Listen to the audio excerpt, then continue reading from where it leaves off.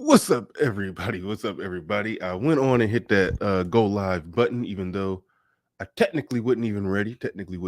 But it is just we're just unfashionably late right now. Unfashionably late. We'll be joined actually impromptu. Let me make sure y'all can hear me. Yes, y'all can hear me. We'll be joined impromptu by Hood Servative. Today we normally have Hood Servative on Saturdays, but today was actually going to be a different day. We actually wasn't going to do it, but we threw it together last minute. Well, I was going to ride solo, but he was like, "Hey, I can come up. I can come up." So we're going to make it happen. Going to be semi like a normal Saturday. We're going to try to make this thing happen. We're going to try to make it work. So strap on in. Let's get ready to go. As I find the intro. Let's get ready to go. Let's get it.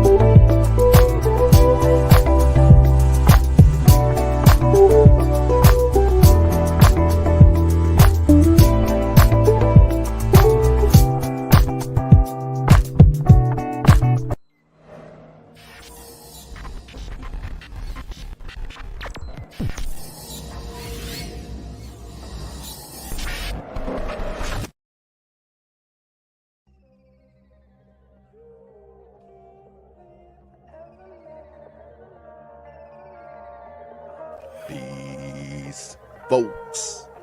This is X from TPOT Media.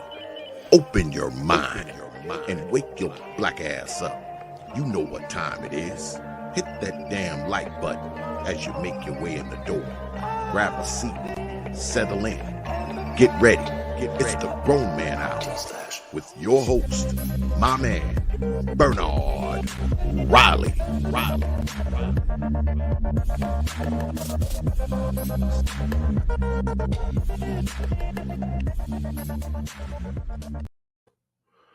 All right. What is up? What is going on, everybody? I'd like to welcome everybody to the show today. My lighting looks a bit better. I had my lighting all wrong. Y'all don't know that. Y'all probably don't even notice. But I didn't have the lighting right on the last show.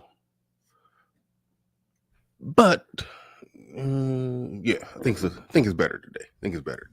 But all right. Thank you, everybody, for being in the building. Hood Servative just came down in the back. Gonna be bringing him up in a second. But shout out to everybody in the building. LB Crypto in the building. He says we're here early on Saturday. Hit the like button and share the program. Share the program of the number one show in the Black Manosphere. Let's get it. He overrates me every morning. One of these days, LB Crypto, I'm going to live up to that. One of these days, I will live up to that overrating that you're doing. But RM in the building. Shout out to RM. Shout out to Rod of God. Says that moment you planned on taking a nap, but you got a notification that BR was going live later than normal. But hey, no sleeping on the job. It's your Saturday job is to watch the show, and no sleeping on the job. Wake up, wake your ass up. As brother Xavier said, wake your black ass up. That's right, wake your black ass up. RM said, build while we fly. TD Hutch in the building says this should be a good one, and hit the damn like button. Hood Servative says, icy soft girls. Shout out to Hood Servative. We'll be bringing him up in a second. Ephraim McKean. Nope. Ephraim Mackworth in the building. Soft girl. Where in the community? We're going to get into that. Our M in the building says Q Snuggle stage right. No.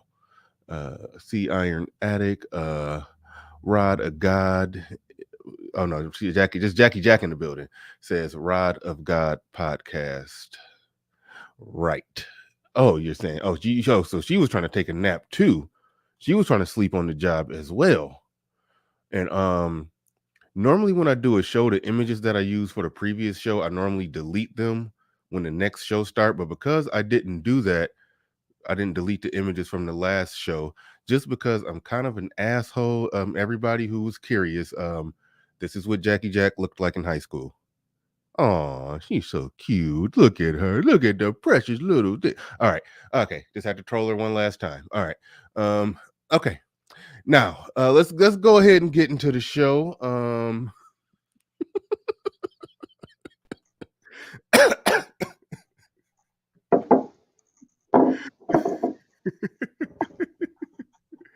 right. I'm gonna delete that. I'm gonna delete that off my StreamYard so it won't be available for me to troll you with your high school images no more. Okay. She do kind of look the same. It's just she filled out in certain areas, but no big deal. No big deal. All right, so let's go ahead and get into it. Jackie got thick after that diploma. She got what? Wait. I don't got him. I said she got real thick after that diploma. Yeah. Blew her head up and everything else. All right. Yeah. So let's go ahead. You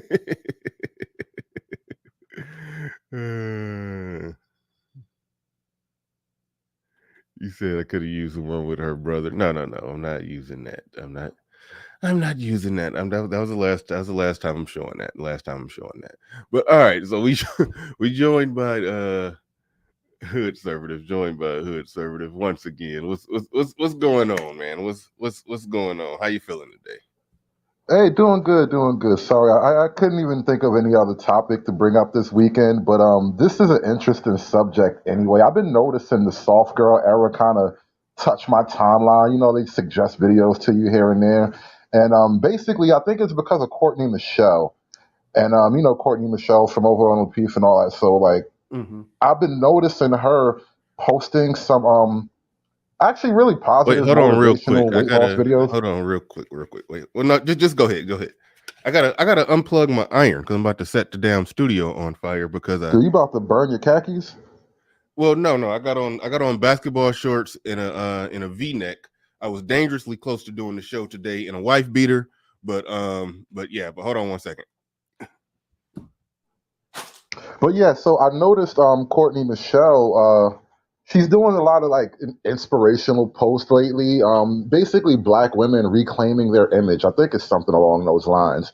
And what she does is show a lot of really stark contrasted weight loss photos. So a lot of black women who were like SSBBWs slimmed it down to just regular BBWs, and then the BBWs slimmed it down to just, you know, black women. They totally dropped the B. So I support that, but I realize that is not what the soft girl movement is. The soft girl movement isn't really about black women improving their lives per se, or at least, you know, visually, weight, health wise. It really is. It seems to be like a black girl luxury movement. You know what? My interpretation of it was that, yeah, this was just a repackaging of the get the bag movement. You know, it kind of was reminiscent of that because, okay, let's face it. If they're talking about a certain lifestyle and they're not talking about the work that it takes to achieve that lifestyle, well, then how do you get that lifestyle? You get it from a man giving it to you. So it did look like just another repackaging of that, of how to get a man to provide a certain lifestyle for you so you could live some life of luxury where because, you know, I watched a few of the videos and the chick, she was like in some, looked like some lavish place. I don't know if she paid for it or if she's pretending like a man paid for it. I don't know what the deal was.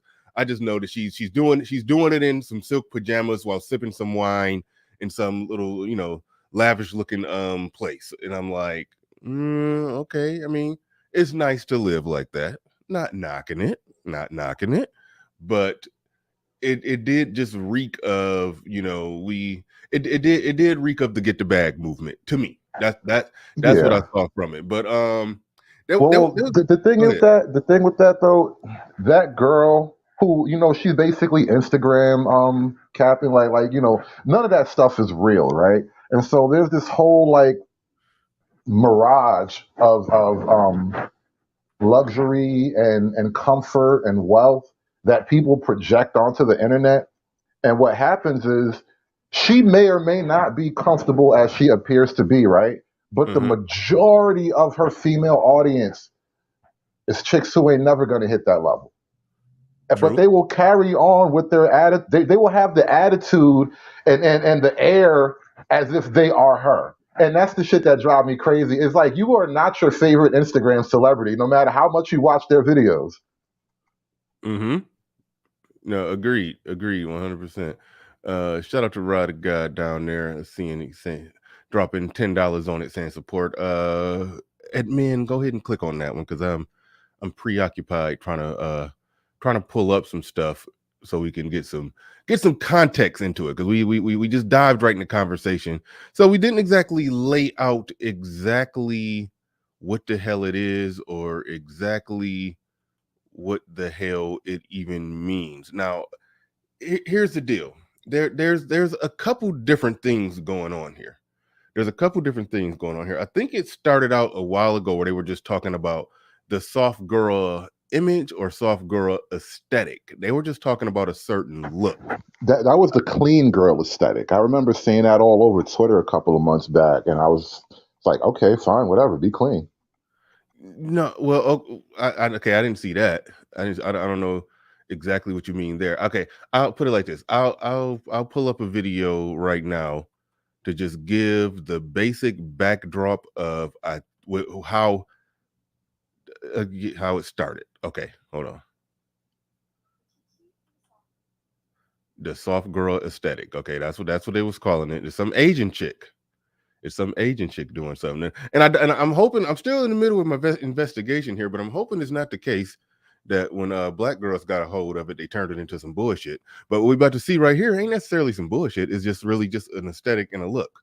It's like a soft girl look or aesthetic, and then it turned into like the soft girl life. And then when it turned into the soft girl life, and they start talking about living a life of luxury, no struggle love, which is no struggle love thing I understood.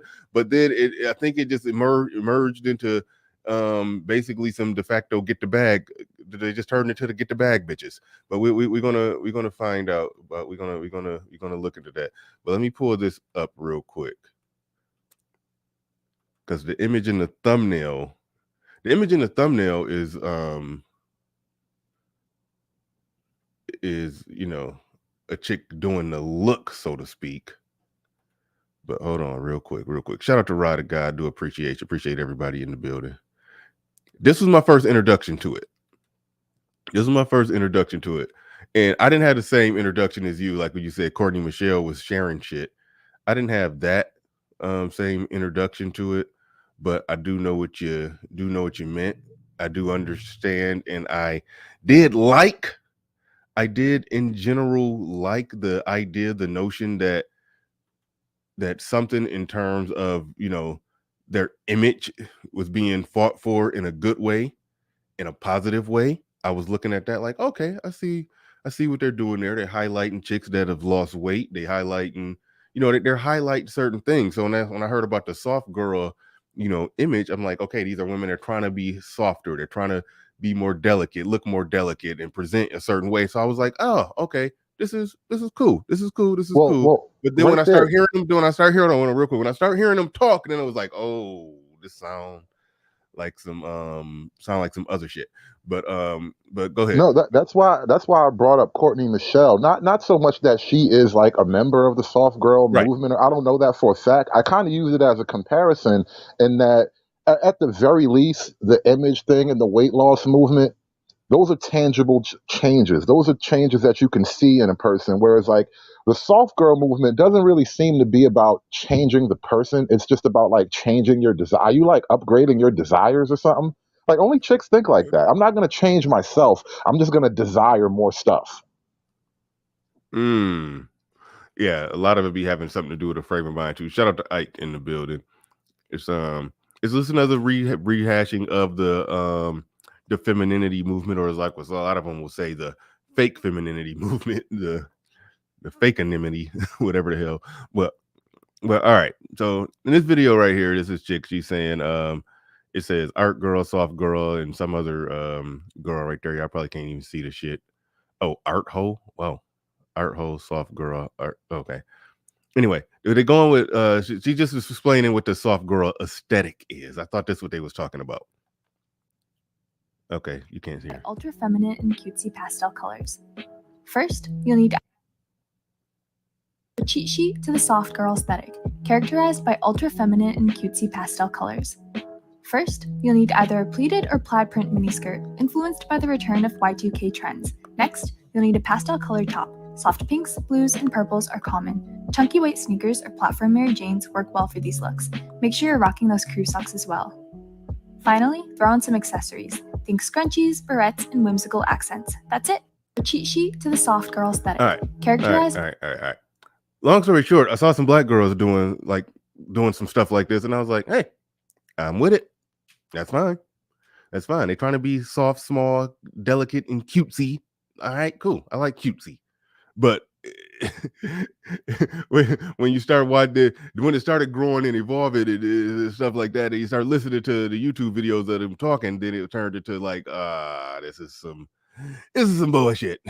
This is bullshit. You know what I was just thinking when I was listening to her talk, and obviously, what is she, like Asian or something? I couldn't really tell. Yeah. But I was really mostly listening to her voice and her syntax and how she speaks and just her projection. And I don't know why, but for some reason, I started thinking about girls who drink Hennessy out of plastic cups. And I was like, if you a chick who's drinking your Hennessy out of a plastic cup, the soft girl aesthetic is going to be a little tough for you to pull off. Yeah. that could be a big that could be a big problematic. You still red cupping it. That aesthetic might not work for you. Black Uru in the building says, just your new fangled fangled form of cosplay or cross dressing. I kind of disagree. Because, like I said, I like girls. I like girly girls wearing bright, colorful, cutesy stuff. I do. I'm into that. So I had no problem with that. And if with doing that, it came with them just being a little more soft, delicate, and feminine acting and feminine looking, then no problem with that. But we about to get into a few videos. I kind of like that description. Shout out to hold on. Are they cosplaying as better bitches? Time out. Hold on. Moments with Mickey Red said, you like cutesy, haha, let me find out. Let you find out what? I'm cutesy girls, women that act cute. What the fuck? How's that a problem? What are you trying to find out? Men don't like that kind of stuff. Like, what the fuck? Right. All right. Derailment number 1. Many more to come. All right. Newports ain't cute. Yeah. If I said I like boss bitches that beat their chest and grab their nuts and talk about how alpha they are, then yeah, that's cool. But all right. All right, so let's dig in a little more. Black Guru, thank you for that super chat. I do appreciate that. Thank you for the super chat. Do appreciate that. I forgot what you said. He says just your newfangled form of cosplay and cross dressing. I don't mind it. But we're going to break down some videos and get into the bullshit that's the bullshit words that are coming out of their mouths. We're gonna get into that. But that's really what it feels like. Like you're cosplaying as a better bitch. Like I'm stealing that from GC, by the way. I'm straight up swagger jacking that from you, Game Changer. It's done. It happened. But they are cosplaying as better bitches. That shit is terrible when you really put it that way. Because the thing about cosplay, nobody ever thinks they're actually Superman. So it is a conscious acknowledgement that you do not intend to change the person underneath. I'm just going to wear Superman's uniform and go to this club or whatever they do at cosplay. Understood. Yeah, that's a tough one to argue against. even though there's certain aesthetics that I like, that is a tough one to argue against, and that's where part of the problem comes in when women start movements trying to, you know, change women or get the or try to they start trying to build better bitches. Shout out to Game Changer. Um, you know, when men are talking about being better in some type of way, it's normally a measurable, quantifiable way in which they're trying to be better. It's normally a measurable, quantifiable way of which they're trying to be better. Kevin Samuels was talking about men, upgrading themselves. It was clear dollars and cents. It was clear dollars and cents, and these are the type of women that you can get. These are the type of women you have access to. Still got to move like you got some damn sense, but these are the type of women you got to have access to if you upgrade your life and improve yourself and become the best version of yourself. Blah blah blah blah blah. We know the whole story. So with men, yes, there are tangible, verifiable things that one must do. There are benchmarks that you must meet. There are hurdles that you must jump over. And so really, yeah, all they're doing, they're just putting on a cute, colorful, blousey looking sweater with 3 buttons and a V. I mean, it's a little plaid cheerleading or tennis skirt with some I don't know, those little thick socks that you fold down with some, like, I mean, put some little butterfly barrette accessories and shit in your hair. I mean, yeah, okay, all right, I get it. The shit is cute, but I get it. It's still the same chick underneath it. But yeah, so I do understand the problem, but here, I guess this is my question. And this speaks to the bar for women being lower, because it's hard to make 6 figures, unless you somebody who, did exceedingly well at a business, or you scored pretty high on the math section of the ACT in high school, and that fast tracked you to where, you had the acumen or the aptitude to really thrive in the STEM fields. Because we always say just go into STEM. The reason people don't do it because the shit is actually hard. People flunk out of that shit. A lot of people said, I want to be an engineer, and then they flunked out. That happens. It happens. But that's what it takes to make 6 figures. That's what it takes to make 6 figures. But for a woman, is for a woman to be a max woman, yeah, a lot of it is just putting on a better outfit and doing your hair better and being softer and nicer and not eating a bunch of fried chicken. So that's why I kind of reject the concept of it's just cosplay, it's still the same bitch. I mean, for a woman to be a better bitch, she really just has to do those surface level things, and some of her, attitude and mentality need to change, but she don't exactly have to accomplish anything. If you understand what I'm saying. Well, I mean, for girls of a certain like size or whatever, all they have to do is literally wear a dress. So that's what I'm saying. I can't completely knock the movement where they saying just put on the right dress. I can't knock it if they're just saying be aesthetically pleasing. Well, I will add this to it. And act like a girl. I can't knock it. There's something that goes with it. You know how like the part of the reason why certain clubs, especially like black clubs, have to make this kind of announcement, but the reason why they will say like no jeans, no sneakers, no sweatpants, that kind of thing, is because I don't know if it's a black thing or if it's a human nature widespread kind of thing, but there's something about being dressed up and go intentionally going out in your best, looking your best, presenting your best. It kind of theoretically, anyway, it's supposed to like dim the nigga shit.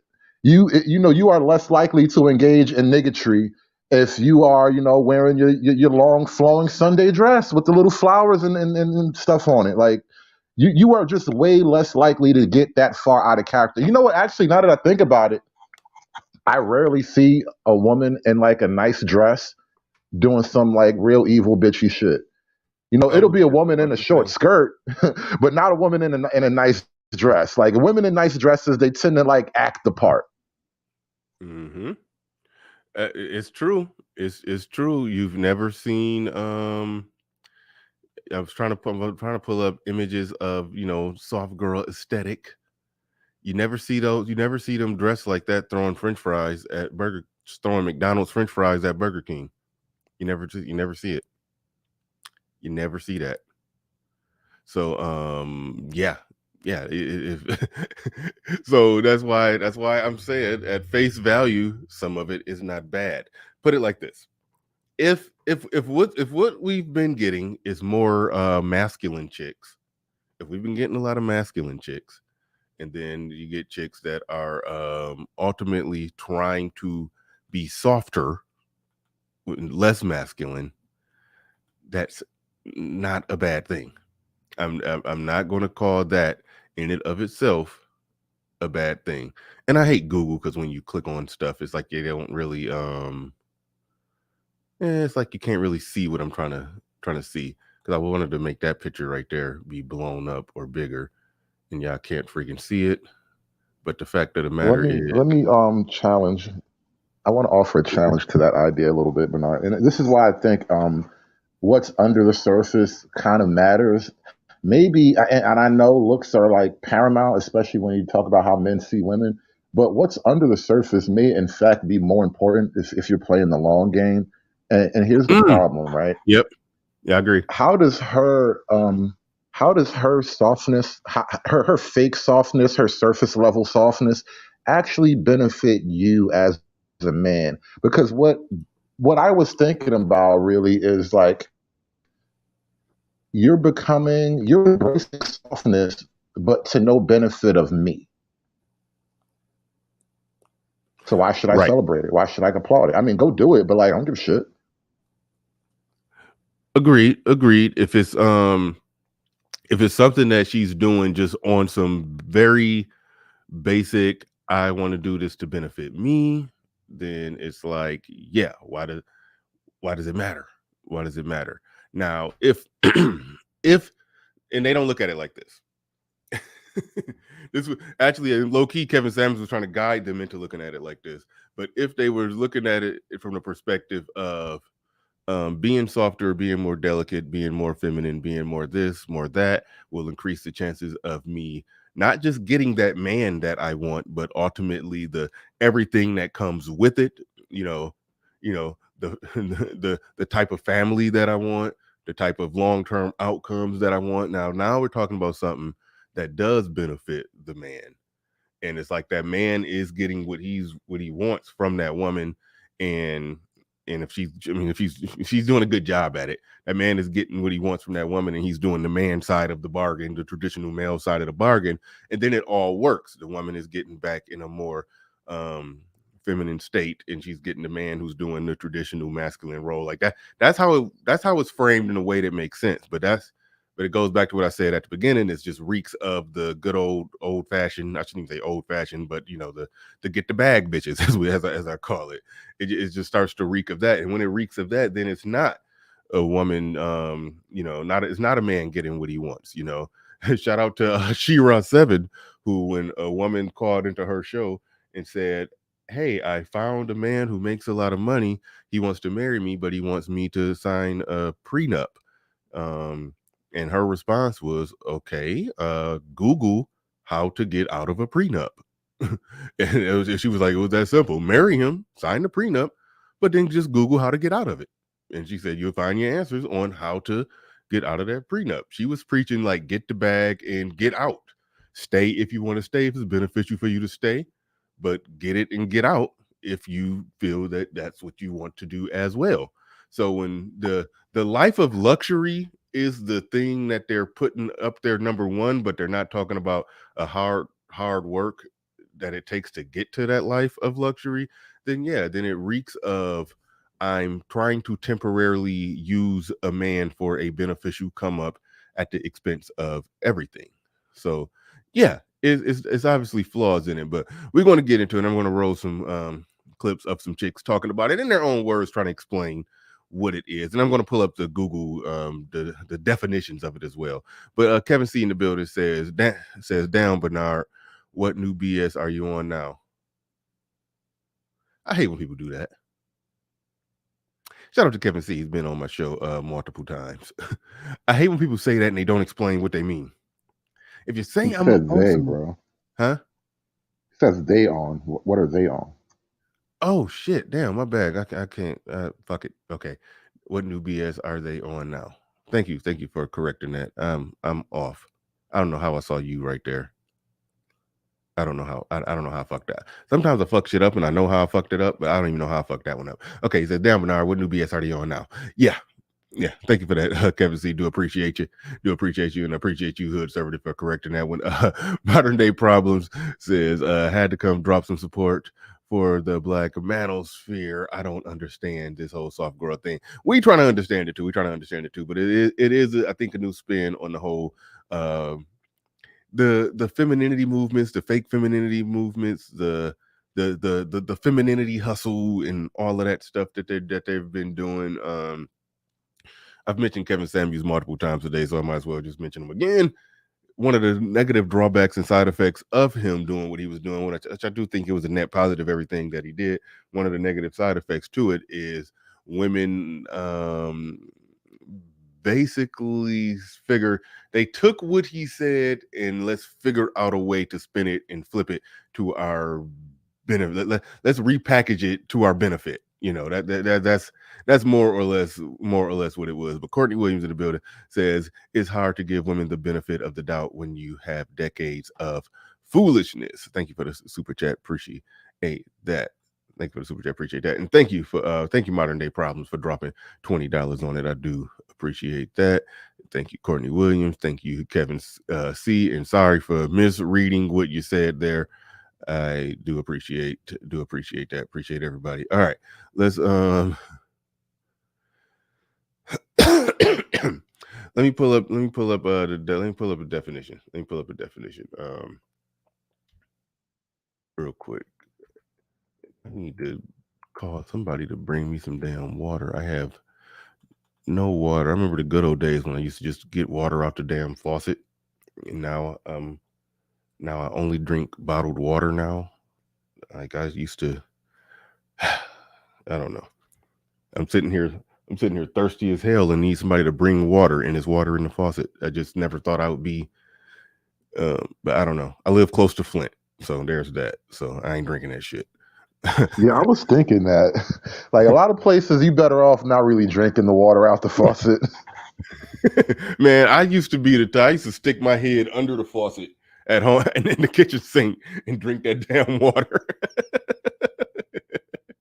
I used to do that, man. I can't do it now. But let's look up soft. We gonna even skip soft girl. We're gonna say soft life. Soft life meaning. All right. Because that's different than soft girl. All right. So let me pull up a share screen. Let's get the definition of what they're talking about. Because soft girl meaning and soft life meaning may mean two different things. Well, you know what? No, we're gonna start with soft girl. I hate when all my Google suggestions be up there. Y'all might see something y'all don't need to see. Wait, no, y'all can't see that yet. Oh no, good, because I got it set up to where it's down there until I'm ready to bring it up. So good. Y'all can see all my Google suggestions. Whew. Y'all almost saw some shit y'all didn't need to see. All right. Okay. What does soft girl mean? Soft girl. Okay. See, yep. Like I said, it started off with a fashion style. Soft girl is a fashion style popular among some women on social media based on a deliberately cutesy feminine look. It often features pink and yellow colors, floral and heart and patterns and oversized, blah, blah, blah, blah, blah. Okay. All right. That's that.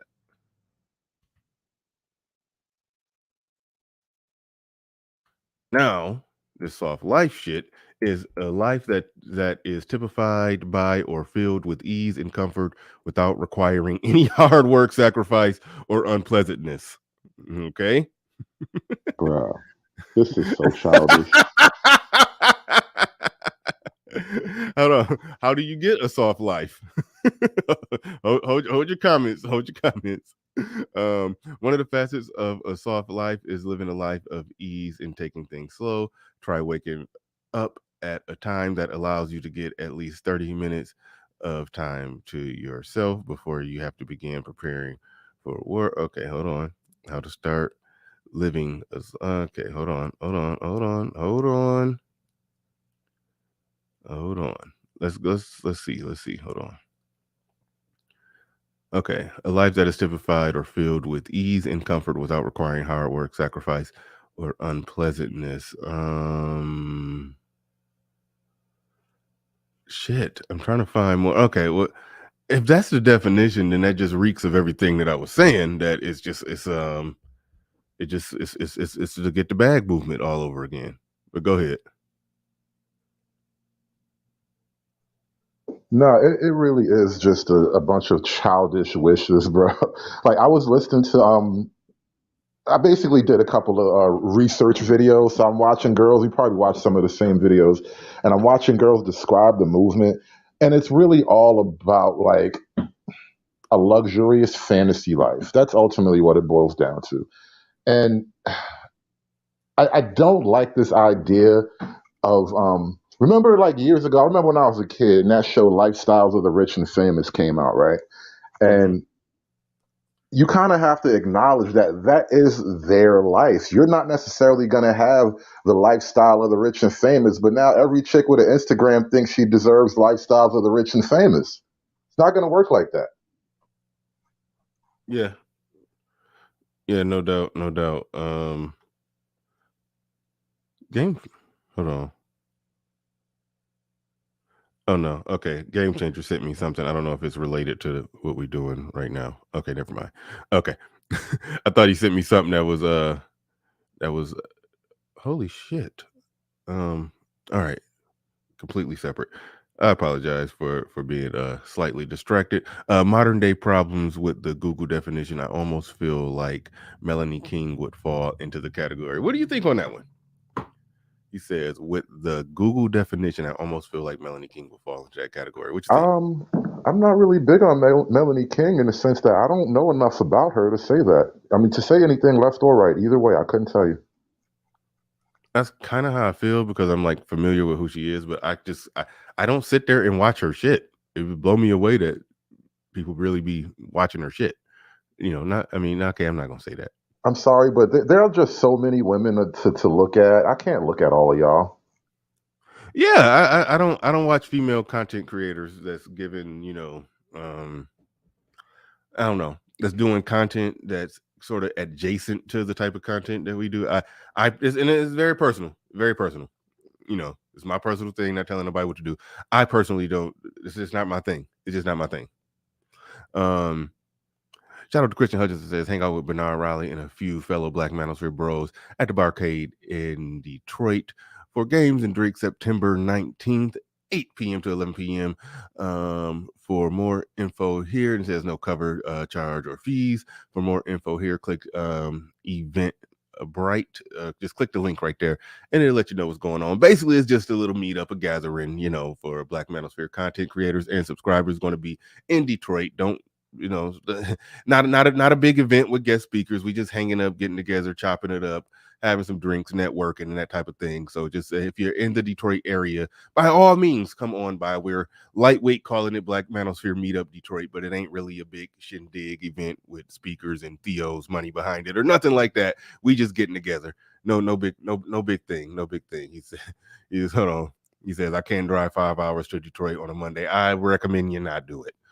It'd be nice if you showed up. I mean, I got to drive an hour. that's what I say. If you're in the Detroit area, I don't live in Detroit, but I'm sort of, I'm around the area. I'm an hour away. So yeah, if you got about an hour and a half drive and you want to hang on a Monday, then yeah, come on through and hang.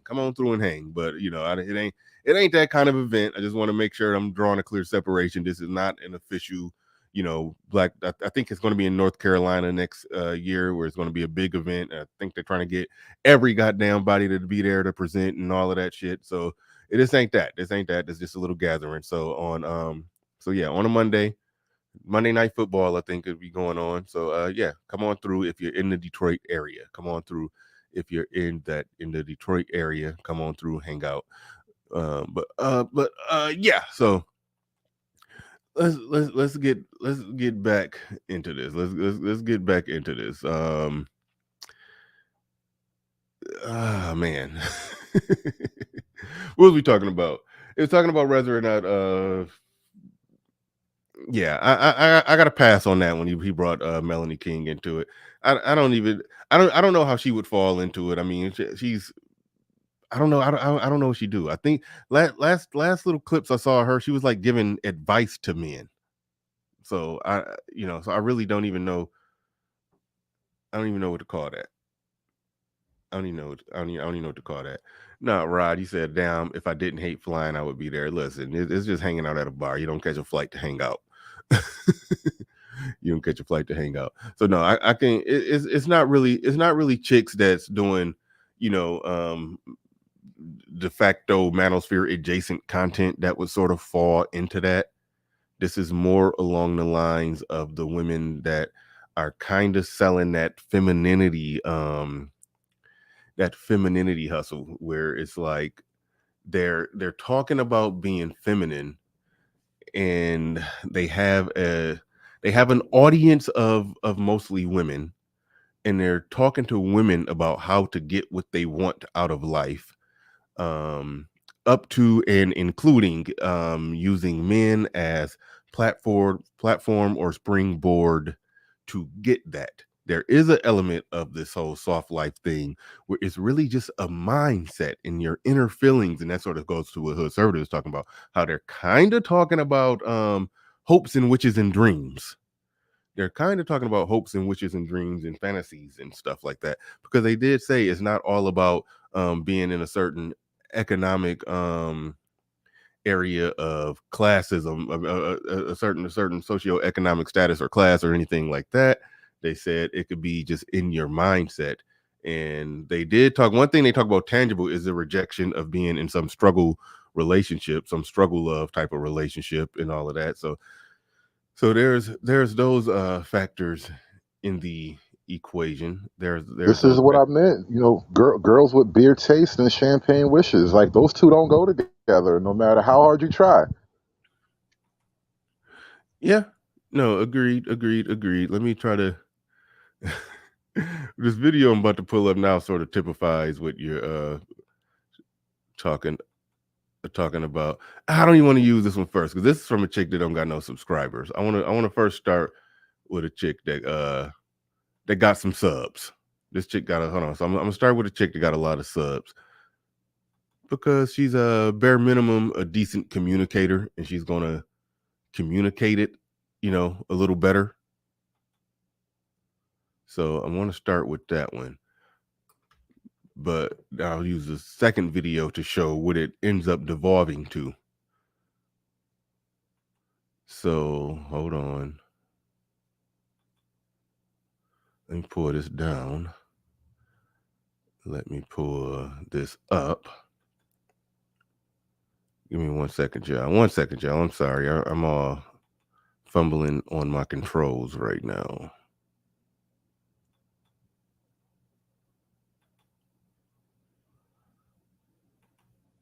All right.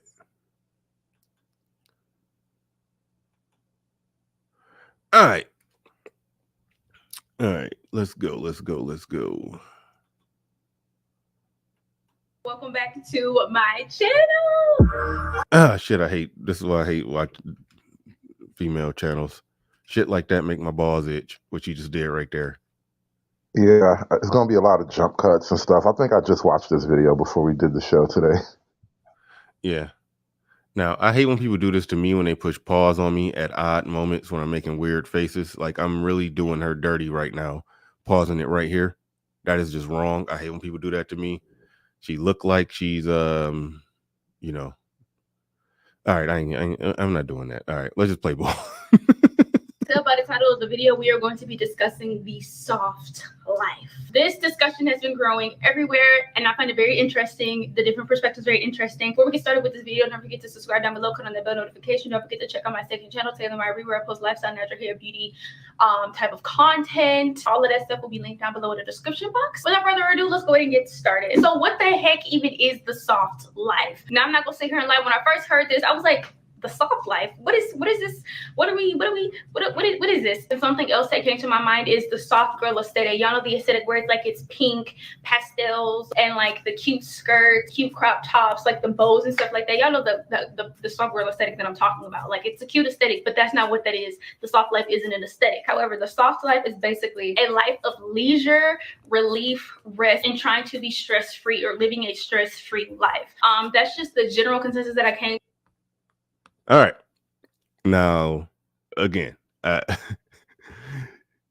she did the right thing in that when it made a distinction between the two things: a soft girl look or aesthetic versus a soft life. They get lumped in together.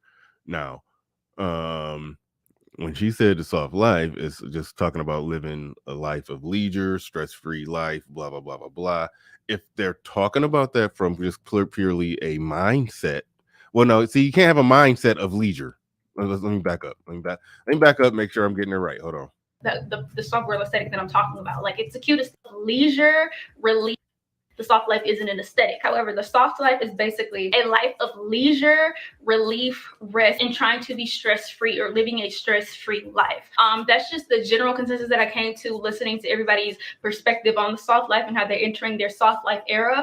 That's basically soft life era. All right. So yeah, they are describing it from, a life of leisure, life of rest, life of, basically a life that you can't live in a 21st century Western American capitalist environment in a with inflation and all kind of other shit going on right now.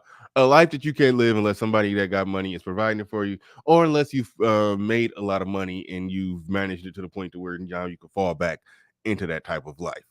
So again, unless they're talking about finding some dude with money who's going to give them that life, and they give I guess bare minimum pussy, they're really just talking about hopes and dreams, and then we're going to find out that they fall back on just having a mindset while hoping and dreaming. This is female hopium, I think.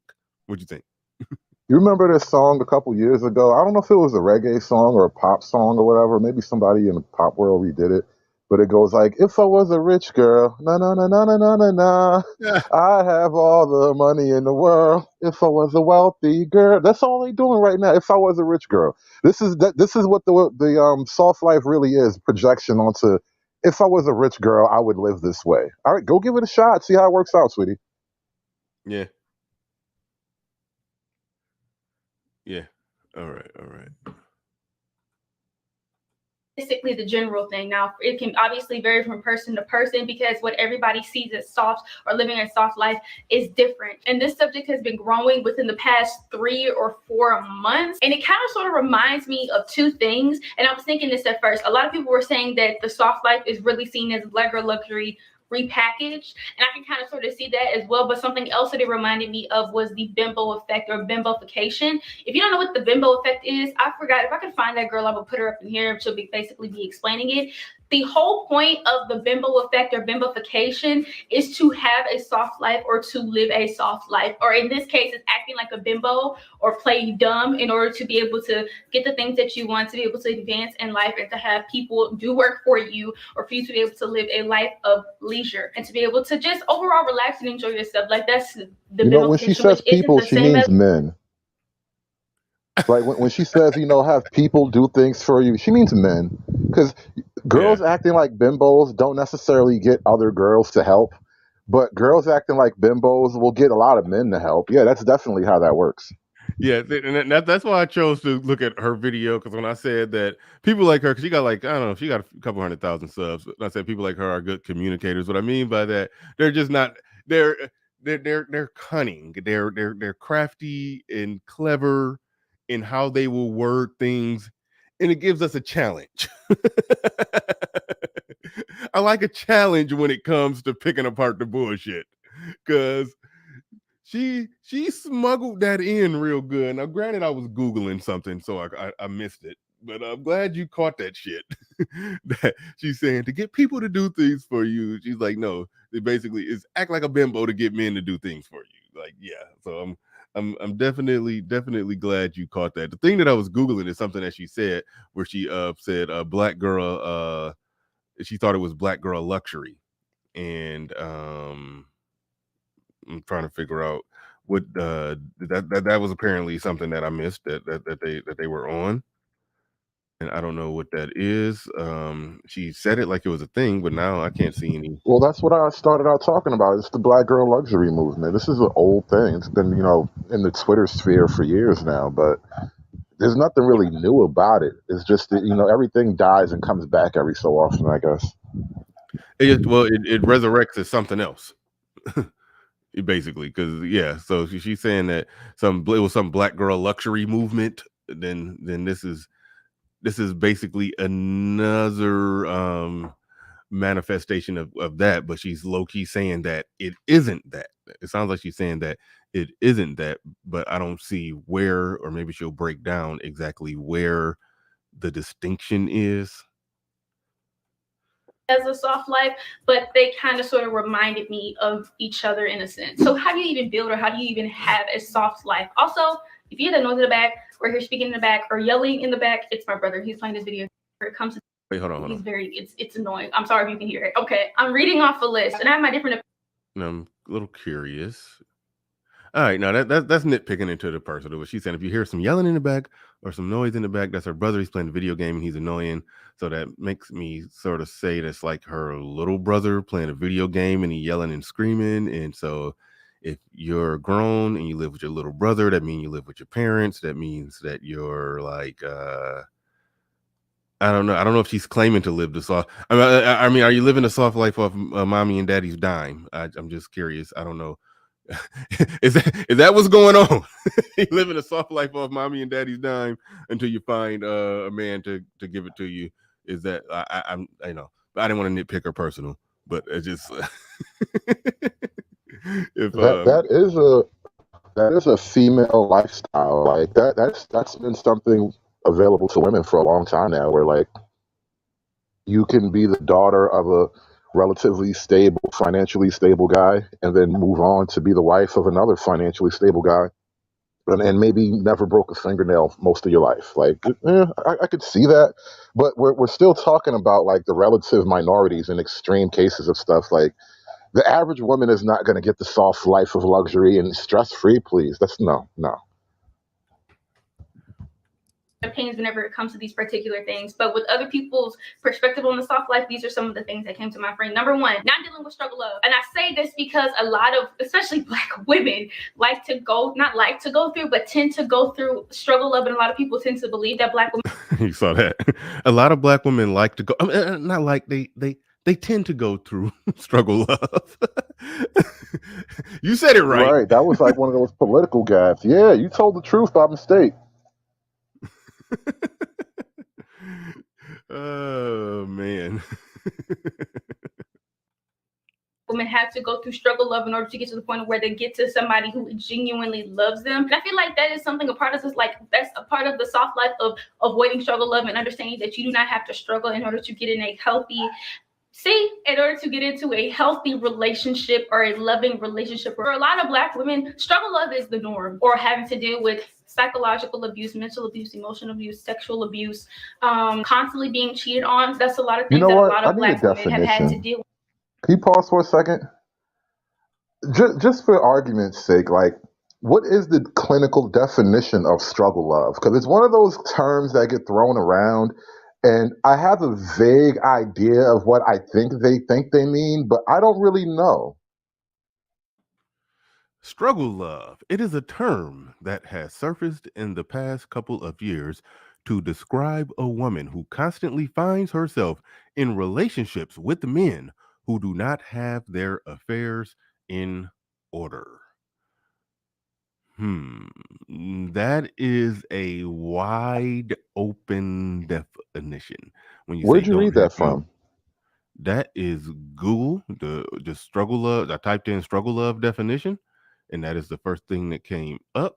And I guess that's the definition that was presented on a website called Spirited by Truth. We can, yeah. I mean, let me see if I can get another definition, but the man that just say a man that don't got his affairs in order, like that's see that's putting a little vagary on it too. Yeah, Because and here's the thing. I'm sorry. I'm just thinking about something. Like if you're both like 21, and he works retail, and you like I don't know a waitress or something like that. How could you not be struggling even in love? Like y'all got this is what's supposed. This is young life. Like get over it. yeah, okay, and you're right. You're right. I think okay, what it would have to actually constitute for me for it to meet the threshold of what I would describe some struggle of is like two people who are older, let's just say over 30, and they're having some financial struggles that are beyond the norm. There's a lot of working people who are in love, who got healthy relationships, but they're still check to check. It just is what it is. So I'm talking about it ain't even check to check. I'm talking it's on some Jody and whatever the hell her name was in Baby Boy type. Well, no, I don't even know if they was financially struggling. I can't even think of a movie where somebody was just really financially struggling. But you know what I'm talking about. They on some like some real, beyond the norm of financial problems. Like that's what I call it. So it's like they try to say that it's some struggle love if it's anything other than the man having everything all the way 100% together to the point to where I'm talking, it reeks of that anything less than six figures is struggle love. Like we You know, understand that if a man is living in some extreme poverty and then just bring a woman into his life, yeah, that okay. I get struggle love from that perspective. But if you're just a working class dude who earn a living and you just a working chick in some cubicle somewhere and you earn a living and y'all put y'all money together and it still ends up being y'all just getting by check to check, that I don't consider that struggle love. But I don't know. I just had a thought, and maybe I should follow up after we finish the stream and flesh this idea out a little bit more on air. But when we talk about struggle love, I just sort of inverted the idea and came at it from a different angle. Do black people struggle to love each other? Is that what Mm. struggle love really gets to? At the really, because, well, you just sort of threw out the financial argument. And I accept that. I get what you're saying. And maybe it's not that people are just, living in abject poverty, right? Where not everybody is just, hand to mouth, right? So maybe it's a little bit more complex. It's a little bit more intimate than that. And now you do have to ask the question, do black men and women actually struggle to love one another? And that's really what struggle love is about. That's what's going on here. It's not that the bills aren't getting paid necessarily. It's more like I don't really like you like that. Yeah, we really need to explore that. We really need to explore that because you notice what she just said after she, talked about struggle love. She talked about, obviously she talked about it strictly from the man abusing the woman, but she talked about abuse and cheating and, well, let's just get her words exactly. She talked about basically things that really reek of two people struggling to love each other. And that's really what struggle love is. You good, man. You good. You good at this shit, man. Hold in on. order to get into a healthy relationship or a loving relationship, for a lot of black women, struggle love is the norm, or having to deal with psychological abuse, mental abuse, emotional abuse, sexual abuse, constantly being cheated on. That's a lot of things that See, a lot of this is black not women have money. had to deal with. Yeah, they house it or guise it under lack of money, but you're right. It's just basically black people struggling to love each other. That's Right. really what it That's is. some deeply personal shit she just mentioned. All these different abuse categories, like that's super personal. God damn. God damn. Let's take a break on that one. Freeman's Journal of the Builder, he says, we need to group these channels into the spinster sphere. That's about what the hell they are. Shout out to Telescope in the building with I think that's a super sticker. Shout out to you. And JC the Conqueror in the building. Shout out to you. Came through, dropped 50 on it. JC, you low-key becoming a major supporter of this space. I be seeing you dropping dropping heavy-handed super chats like that on everybody else's channel as well. So man, you definitely doing the damn thing, supporting the space. I barely even be using my drops, but I gotta drop a bomb for you.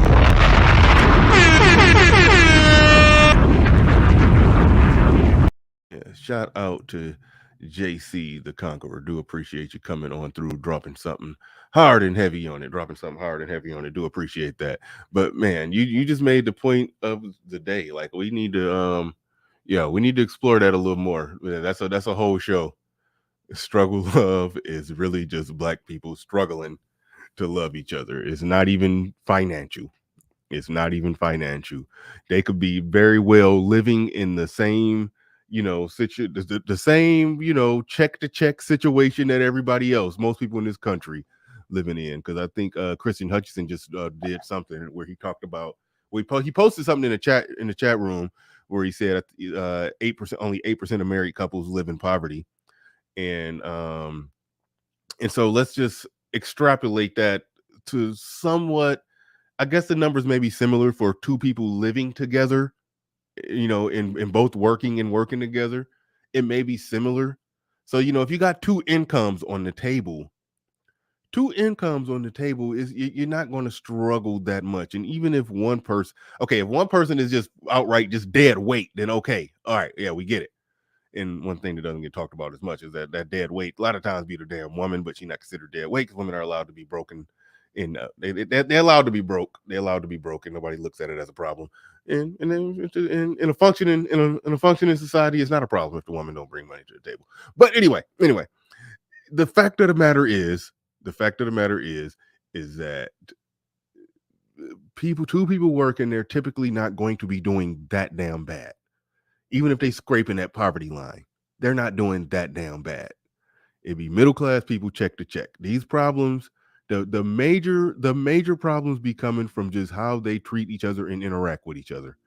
So yeah, that the point can't be stressed enough. The struggle of in the Black community is just two Black people struggling to love each other. Not somebody gonna steal that hood server. That's a good one. But all right, let's move on. Especially from what I've seen growing up, you don't have to go through that in order to understand that you are deserving of love or deserving of a peaceful relationship or a healthy relationship. Number two, not having to struggle in order to be successful. People tend to get struggling and working hard like they see it as the same thing, when I don't think working hard is the same as struggling, and struggling is not the same as working hard. It's not. Now, there are some people who have got it out the mud and they were struggling and now they are successful. There are some people who went from rags to riches and have done exceedingly and abundantly well and grown. However, I feel like we also need to be real with ourselves and understand that you don't have to struggle. You might have to work hard. Not even might. You will have to work hard, but you don't have to struggle in order to be successful. People are thinking and having this mindset of if you didn't struggle, you don't deserve to have that level of success that you have. Or if you didn't work super duper duper duper duper hard to the point of where you work to the bone and you can barely hold on, you don't deserve to have what you have. You can work hard for something or a level of success and not struggle to get to that level of success. This is pure There's a woman difference. speak, bro. I was just about to say she's rambling off of the point. She's rambling off of the point real hard. Because right now, I mean, if she's doing a stream talking about soft life, but she's talking about working and you don't have to work hard in order to achieve the results of hard work. I mean, okay, when they're talking about the soft life, they're not talking about working smart, not hard. I mean, at least I haven't heard that in the definition in any other videos. So she's veering off of it or putting her own interpretation spin on it, or she's being like a spokesman, like the customer service desk of it. Or no, not customer service desk. What am I trying to say? The person who tries to smooth it over for other people to digest it. She's kind of doing that. But when you get to talk, when you find some of the ones that are truly about that shit, they say it more balls out. She's like all over the place trying to lump everything into it to where it loses its whole meaning altogether. But let's wait. She's going to get past this part and we'll see what she gets. Number three, stop doing everything. And what I mean by this is obviously not literally stop doing everything, because I know some people be playing me, but Basically, say for example, if somebody's offering to give you some type of help, or if they want to help you in a certain situation, take that help. Don't be ashamed to take that help. Don't constantly be in a state of hyper independence, because it's just like you don't have to constantly depend on yourself. Sometimes you can depend on other people. Now, this can be hard for some women, especially because there have been some women who've grown up in environments in which they had to be hyper independent. They saw their mothers growing up, and there are some people who see getting help from other people as a shot of their pride, like, oh, you don't think I can do this myself? No, there are some people. She's doing that help from other people thing, where this whole soft life thing isn't about a random universal collective of people giving you help. You're right that you're talking about getting help from men. She's sidestepping this shit pretty craftily. She's sidestepping this shit, getting help from craftily. She's sidestepping this shit pretty craftily, because she's not talking about, when she said, okay, when she says getting help from people, if we accepted that means getting help from men, then she's not even talking about getting one man that you're committed to, who's going to help and who's going to do things for you. She's talking about a group of men that you're outsourcing shit from. The beta male orbiter. Yeah, like, but she's spinning it in a way to where, to the untrained ear, it sounds like she's just talking about general shit.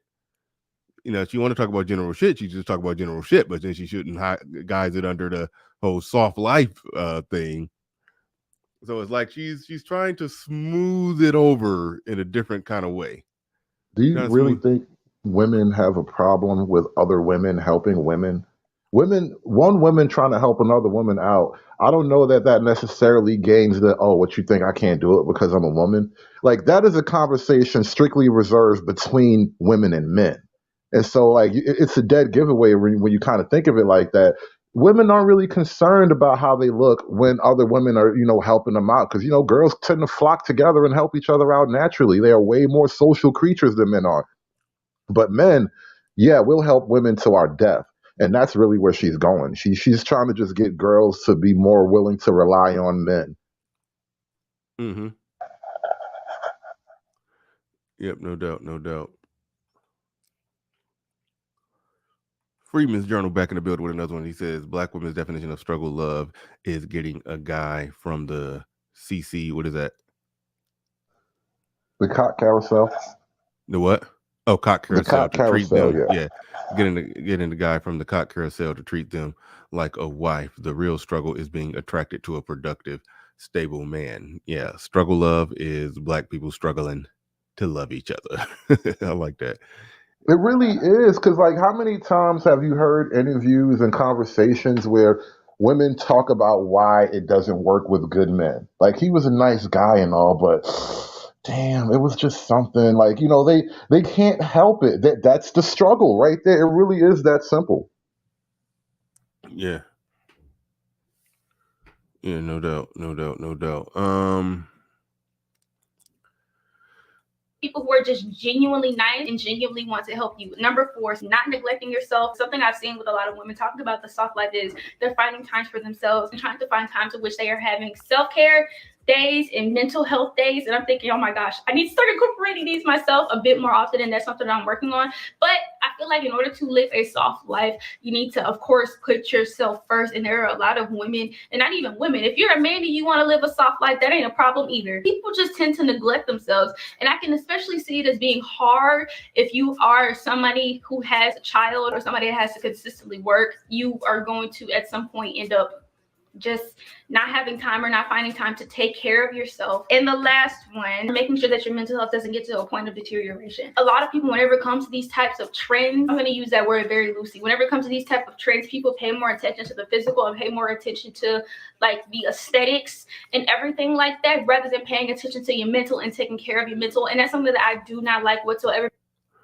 Yeah, she's spinning it around to be something else. She's definitely doing that, but hold on, let me see something. Has not been going on for like a year and a half, 2 years yet for these things to be popping up, but I just know in the near future, and I've kind of sort of seen one video talking about it, not talking about it, but having negative energy towards it. And I don't like that at all, because it's always somebody who has a problem. But continuing on, there will always be that one woman who would try to come and make such a simple subject political and Yeah, okay, she's getting annoying.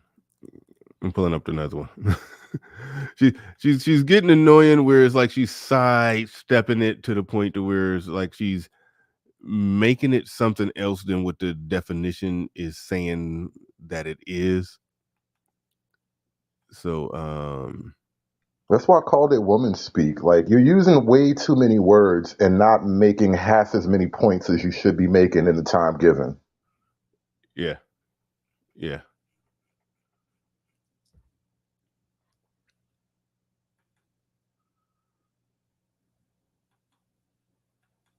Have progressive. Bro, we watched the exact same videos. No, that's one of the we did first the exact ones. same YouTube search this morning. Yeah, no, that's one of the first ones that come up, and so yeah, I wanted to watch that one.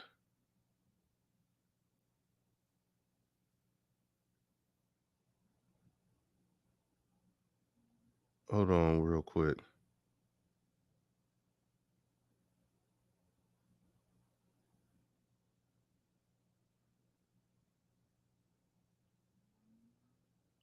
What do you mean by that when you say I'm talking to the person that just messaged me. Says your live stream is open for an hour and a half now. Is everything okay? Huh?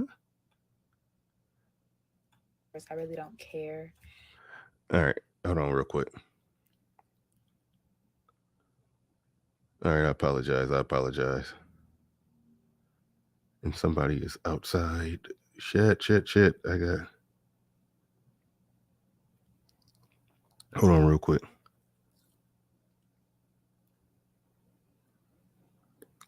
All right, let's go.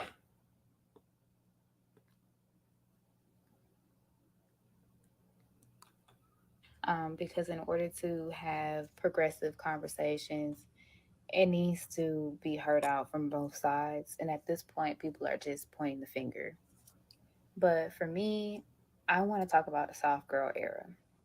It is not a remixed version of being feminine. And there are layers to even being feminine and how people view femininity as a whole. Soft girl era is more of relaxing, knowing that you're safe, allowing things to come to you versus chasing, not putting yourself in harm's way or putting yourself in positions to work harder for less, and instead working less for more. This may definitely look. What does that exactly mean from the perspective that they're talking about? Like, there's a thing that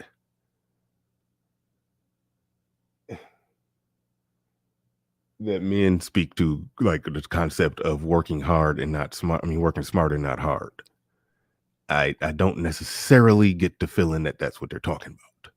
Like, what? Yeah, and remember the girl in the last video, she kind of threw out the idea of hard work as a total concept. Like, I'm not even, I think women, this reminds me of something. I wonder what it is about women that so many women tend to believe in magic, right? And this is almost another extension of women believing in magic.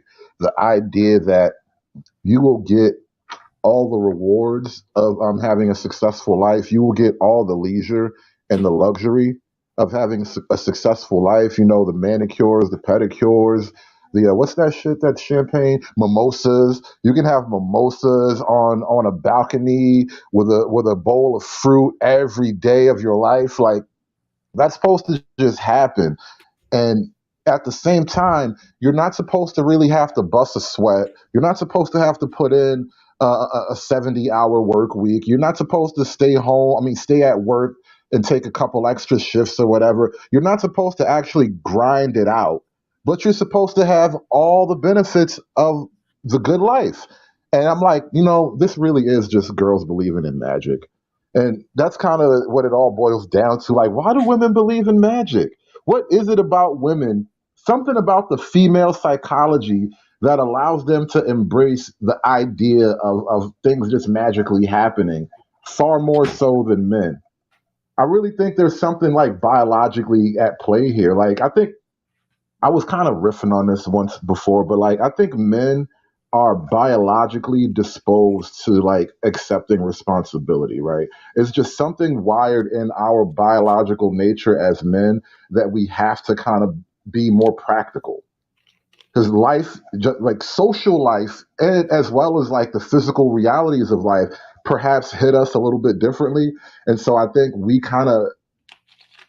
just are more prone to embrace the hardcore truth of things, just the granular, 1 + 1 = 2. You got to have all your ones and zeros lined up, that kind of basic logic system. Men are a little bit easier to accept that. Whereas like with women, they tend to kind of go into the possible versus the probable. Like men, we focus on what's probably going to happen, right? Listen, if you eat too much, you're probably going to get fat, right? Whereas like women go into the what's possible. Like, yeah, you can eat all the cakes and pies you want, but you don't have to be a fat ass. You can still be a BBW. You'll still be beautiful.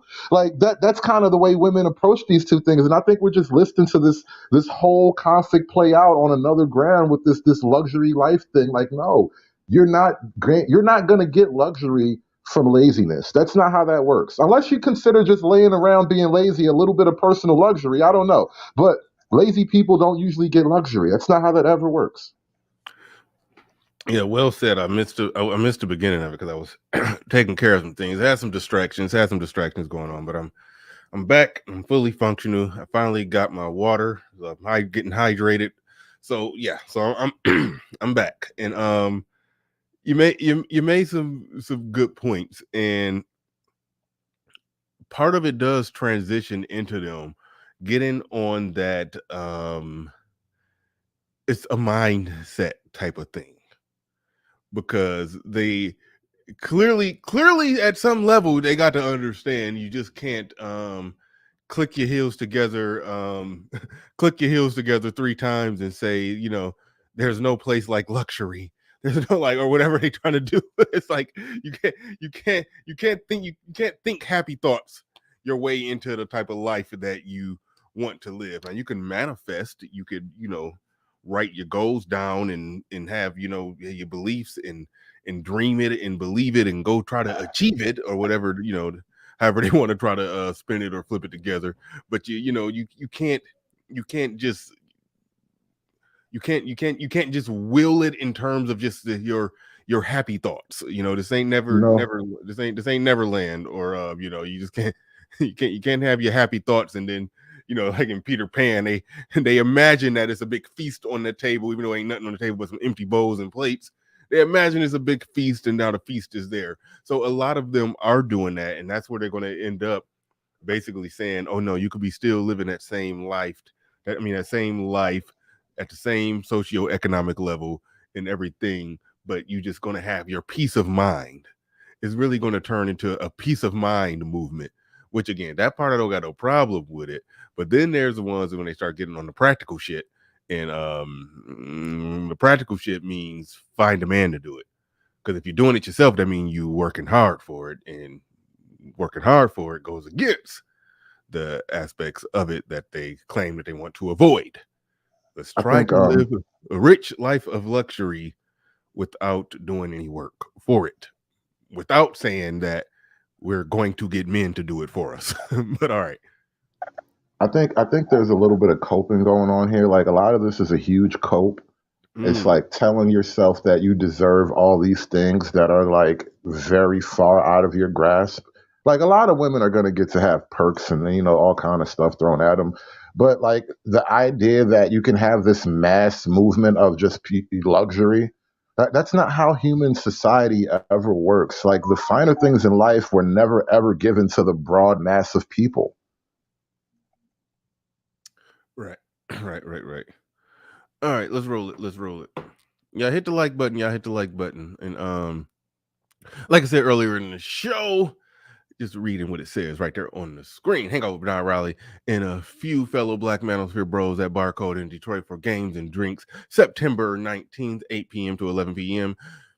No cover charge or fees. More info here. Click on that link if you want more info. If you're in the Detroit area and you do want to show up and hang out, this is just something that, brothers in the Black manosphere, content creators and subscribers in the Detroit area getting together, hanging out, networking, chopping it up. I think it'll be Monday Night Football at Barcade. It's like a sort of like a lightweight Damon Buster's, I think, if I understand it right.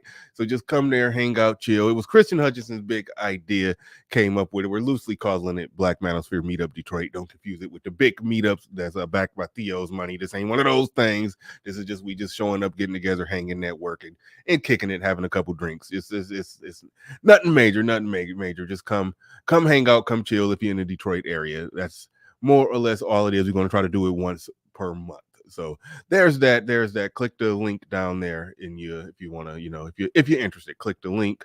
Shout out to Jaquan in the building, says she's like 23. Why is anything she's saying being discussed? That is a silly question, Jaquan, because we're discussing the notion of the soft girl era. I don't care who the spokesman is or how old the spokesman is. We're talking about that. Anybody who's discussing that or giving perspective on that, we can hear what they got to say and pick apart what's wrong with what she's saying. Where it ain't like we here agreeing with her. Goddamn. If she was older, I mean, if she was older, why y'all listening to that old bitch? Why y'all listening to that young bitch? Why y'all listening to that somewhere in between the middle and young bitch? I mean, the old and young bitch. It's like goddamn. All right. Can I comment on something in the chat real quick? Yeah. Rosenide, Jean Pierre, if I'm saying that right, Rosenide, Jean Pierre. I can't listen to broken mind men. I got luxury with a retirement savings account. How are you contradicting anything I just said if your luxury literally came from your retirement savings? So when you say retirement, either you or your husband actually retired, means one of y'all had to put the work in, and now you're older and you got to have luxury, which means that you spent the young, pretty, beautiful part of your life actually working like a regular person. Am I correct? Is that not how it usually works? Yeah. Yeah. Oh boy. Okay. Let me make that bigger. And I still can't read it. Alcabalon 69 says struggle love is a black woman concept of them loving a particular group of men that society deems as low class, Pookie and Ray, instead of upwardly achieving men. Hence the word they use, like cheating and lack of money. Thank you for the super chat. Appreciate that. Thank you for the super chat. Appreciate that. Yeah, good, excellent point that you made on homegirl, whoever that was speaking. I didn't even see it. But Theo Wapp in the building says, "Can I go? I want wings." Yeah, if you want to catch a flight, you certainly can. Come on. You certainly can. Come on. Theo, don't even be asking. Just pull up. No, that would be definitely a pleasant surprise if Theo pulled up on it. I actually, because we loosely calling it Black Manosphere Meetup Detroit, I actually contacted Theo to be like, I ain't about to get into that, but I did let Theo know that that we were doing this. It was Christian Hutchinson's big idea, and I think it's a great idea. But I did talk with Theo to just touch bases with him. But no, if you showed up, man, that would mean everything. But I don't expect you. And seeing as we just hanging out at a bar, I don't want you to take time out your busy schedule to catch a flight just for that. But if you did, that would be wonderful. Jaquan in the building says, it's just black women watching non-black women on social media having expensive dinners and trips supplied by their non-white boyfriends, and they're mad. Ooh, that's good. There is an element of truth. That there's a huge element of truth in that. And this kind of goes back to white privilege and all those white ideas. It's like there are a lot of black people looking at white people, black women mostly, looking at like the white world, like, ooh, I want that, but they don't get that, and then they're butthurt about it. Mm-hmm. Yeah. No, agreed. I definitely I definitely get that. A lot of these movements that we're seeing take place are a result of this whole social media thing. How when somebody could live a very normal ass life, but once a month they do something that's kind of fun and kind of look good, and they take those pictures of it and those videos of it, and they drag those pictures out for a whole week, sometimes a whole month, and then they create the illusion that everybody creates the illusion that they're living some type of life that they're not, and they get all jealous. People get jealous and they get all worked up, and then whole movements get made based off just looking at the optics of how you think other people are fake living. So yeah, that happens as well. It's a lot of shit going on that's in that area. Rod of God says Miss Ann watching like Angry Man always says. Yeah, a lot of Miss Ann syndrome going on. It's and I think we're going to hear some of that with this video. We're going to hear some Miss Ann isms going on. But let's go ahead and hear the rest of this. Look like asking for help, kind of damsel in distress, if you will, and just accepting help as it comes to you, and just naturally being around people and they want to help you, versus just feeling like you have to get everything done yourself and rushing and have like a list that you have to check off. It's more graceful. I definitely love that for us because as a Black woman, I work extremely hard, 10 times harder than the normal woman, and a bitch be tired. The white woman. She says normal, but I mean, what else could she mean?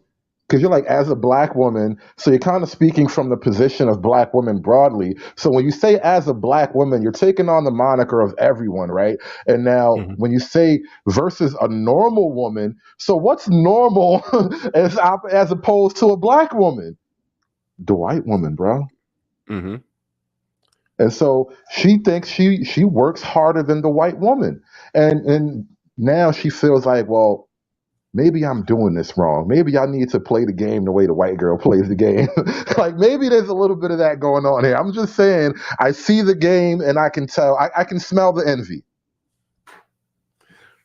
Yeah. Yeah. And for those keeping score at home, she works 10 times harder than white women. They got the same they got the same job through affirmative action. But she's showing up to that same cubicle working 10 times harder. All right. Anyway, Christian Hutchinson in the building says, I pull up in a Waldorf Astoria. Waldorf It's Astoria. the Waldorf Astoria. It's a hotel. It's like a nice expensive hotel. I pull up in a Waldorf Astoria. Okay. I don't know what that is. The black woman behind the desk are friendly. My kids and wife come in from the car. Their whole attitude changes. I see it all the time. Oh, wow. Yeah. That's what you know, of course. She was very friendly and nice to you. Then you went pulled up with your Asian wife and the blackish kids, and they got a problem. It is what it is. All right. Moving forward.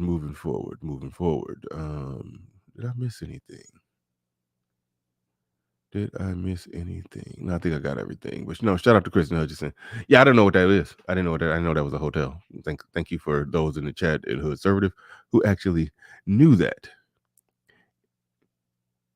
Rod of God says it's where the king stayed in Coming to America. Yeah, Look at y'all. facts. Look at y'all. Y'all know y'all stuff. Shout out to y'all. All right. Let's go. Where we at? Let's roll it. But it's exhausting seeing other men, Black men specifically, say that they're tired of masculine women when they're not providing a foundation or a place where women can feel safe. Because that's What the fuck does that mean? They're tired of black men. See now, keep in mind.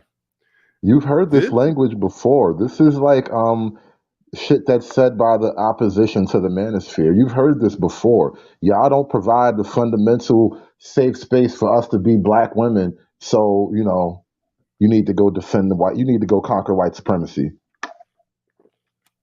That is the argument. She kind of cut it short, but that's the argument in its totality. Because look, what men are providing the safe foundation for women to flourish in their femininity, right? The white man. And he does it for who? The white woman. Ooh, why does it come back to that all the time? Okay, but see, this is my problem with that, and this is why I don't even think they even know what the fuck it means when they say those type of things, and they're just using words. Because even white men would agree that Asian women, I'm not even talking about Asian American women, I'm talking about Asian women in Asian countries, they would agree that they are more feminine. They would agree that women in fucking third world countries are more feminine. So this great mighty white man is apparently providing lesser of a foundational structure to make femininity thrive, if according to them, their women are less feminine than women in other areas that are poorer than Black America. Well, So not. There's a reality. Like I like how you laid that out, but there's an actual logical explanation for that, and it would shock the Western female mind. Like, why are Asian women more feminine? Right. Do you really want to grow up the way Asian women in Asia grow up? That's why they're more feminine, because shit real over there. Y'all, mhm, just for the fact that you're a Western woman, even if you're like relatively at or near the poverty level, you're not suffering like, impoverished Asian girls. So exactly. yeah, there's a huge reason why the Asian women are just, they have a different nature about them because they literally come from a world that most Western women don't want to touch. Exactly. I remember, like, we were just talking about how I remember when Game Changer said this chick was just so happy that he took her to Wendy's, because once she make like $1.50 a day, but over at Wendy's over there in Philippines, Wendy's still costs the same thing that Wendy's costs here, pretty much. So she's not going to save up like 3 days of work to get a damn, you know, she got to save up over damn near 3 days of work to get a 4 for $4. She's not going to fucking do that. So, so No, the no, no. See, in America, fast food is like essentially a poverty item. $2 hamburgers is poor people food. I'm sorry to say it that way, but it's literally that's why they made it $2 fucking. But in other countries, our like McDonald's is like this is a good night for the family. Like, daddy got a raise. We're going to McDonald's, kids. I, Like in I know, other parts of the world, but it's see, real like that. but here's the thing. What I'm saying, in those parts of the world, the women are viewed as more feminine. So I'm just saying that debunks the argument that that black men have not laid down the proper foundation to create and produce the feminine women. Apparently, that proper foundation is an oppressive government in poverty. Like, what the fuck? like, Bro, like no. See, no, no, it's not what the fuck. I had my what the fuck moment, and this is, how I solved my what the fuck? Misogyny. I realized the foundational nature, the fundamental role that misogyny plays in a functioning society. You have to oppress the women if you want everyone to be happier. There's no other way to get to that point. If you want people to be happier, oppress the women a little bit. Yeah, basically saying y'all have not oppressed us enough to get the femininity y'all desire. Get on your job, crack out the whips. We need to be oppressed, and then we'll act right. That's basically what they said. Yeah, yeah, pretty much. This is why, listen, the main reason why I talk about and joke about misogyny, the main reason why I call myself a misogynist is because I actually listen to women talk. Like, God help me, that's probably the worst thing I could ever do. But I started listening to women talk, and I was like, oh, hell no. No, I can never side with this. This is not going to work. And that was the birth of me being a misogynist, actually listening to women, not like following and agreeing with women, but like actually analyzing the words that come out of their mouths and the ideas that inhabit their minds. Like, wow, I can never give you power. All right. where femininity thrives. And I don't know, um, providing a foundation or a place where women can feel safe, because that's where femininity thrives. And I don't know if you've seen a lot of these women who are saying they're going into their soft girl era. They're single, they're alone. And the reason that is because we are our own safe space. You know, we can't really seek that protection outside of ourselves. We kind of need to start within, which is a great start. That's deep. But That was Explain. really honest right there.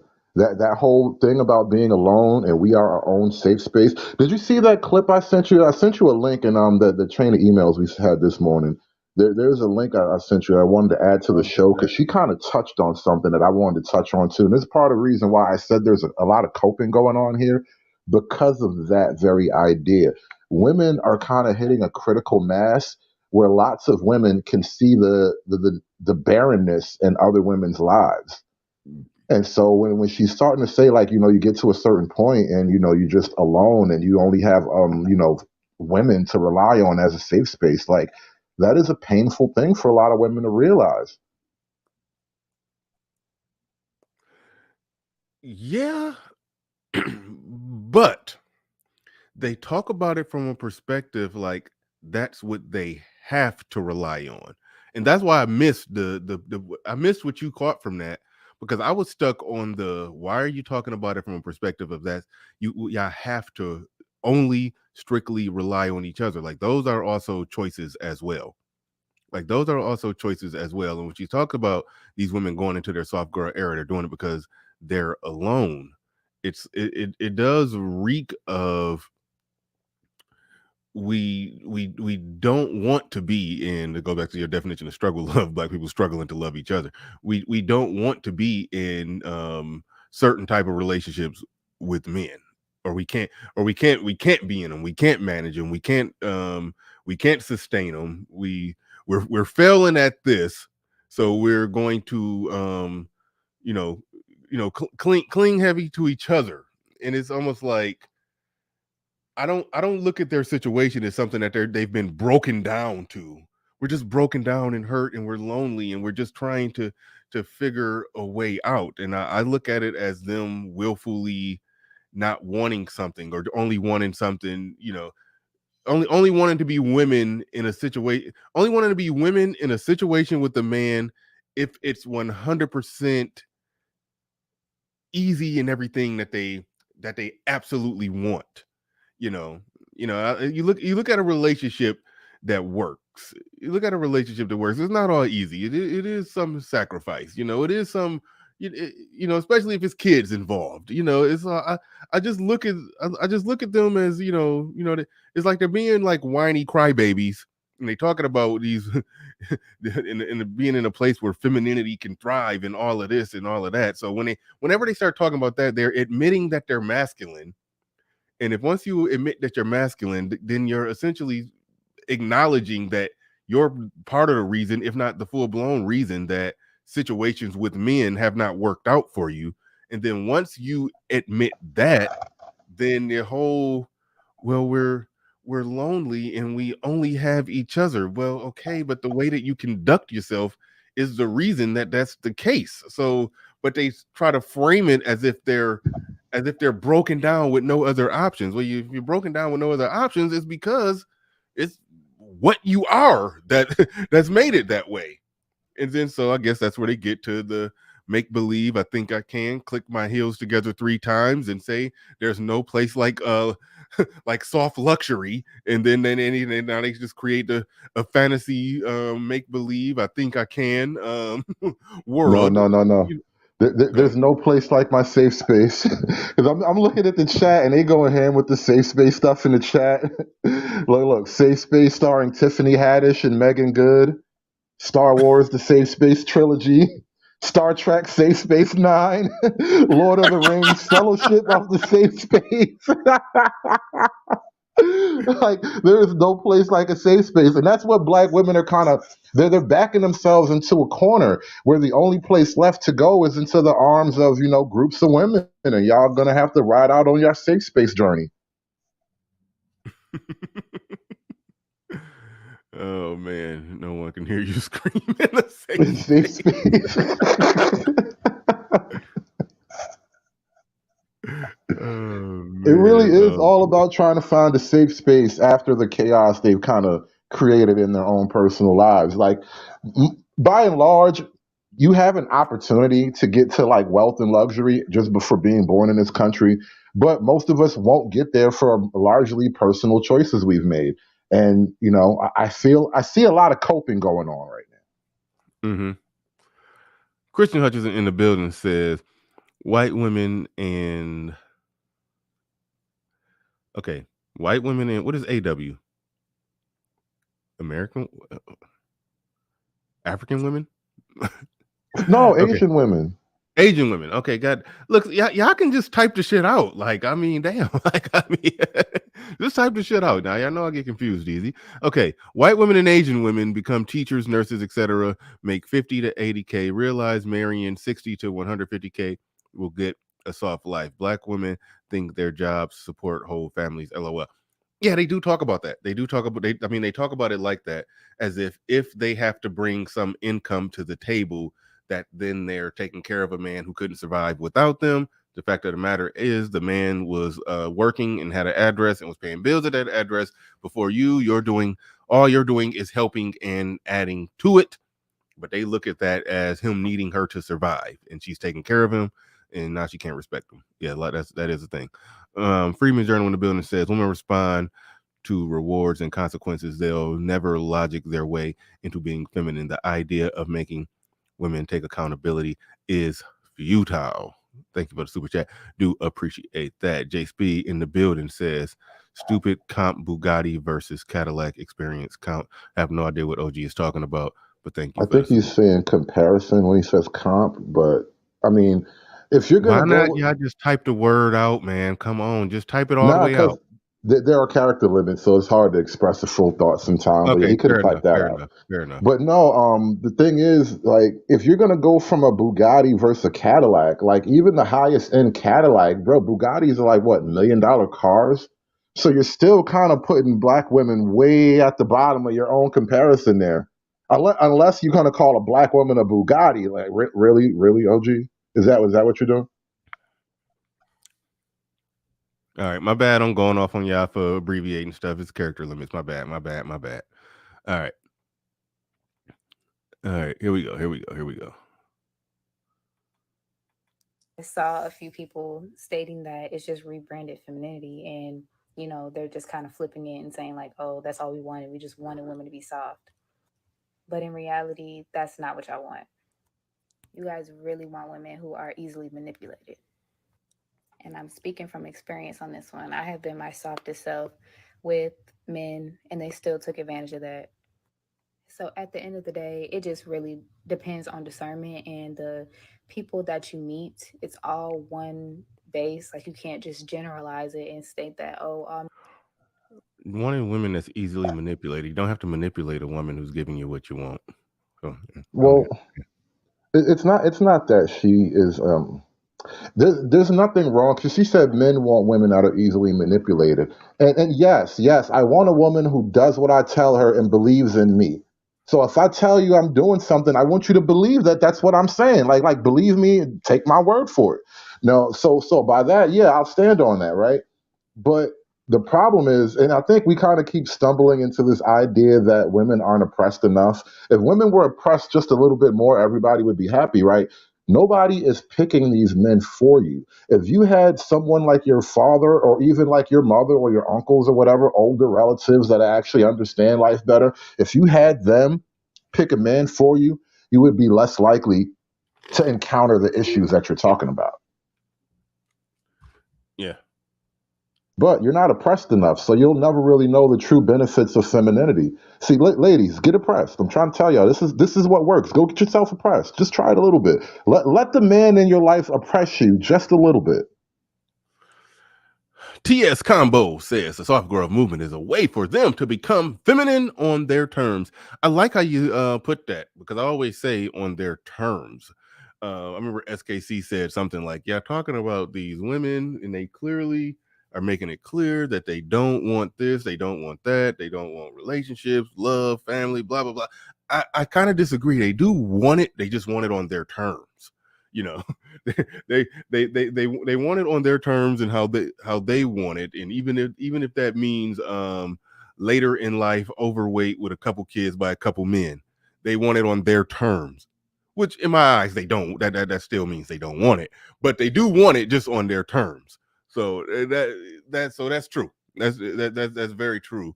The soft girl movement is a way for them to become feminine on their terms. Anything is viable if it is not for a man, etc., etc. Yeah, good points on that one. Good points on that one, because I do talk about a lot of the things that we talk about in this space. A lot of times we are talking about the terms in which men would accept situations. Hold on, I had to do something real quick.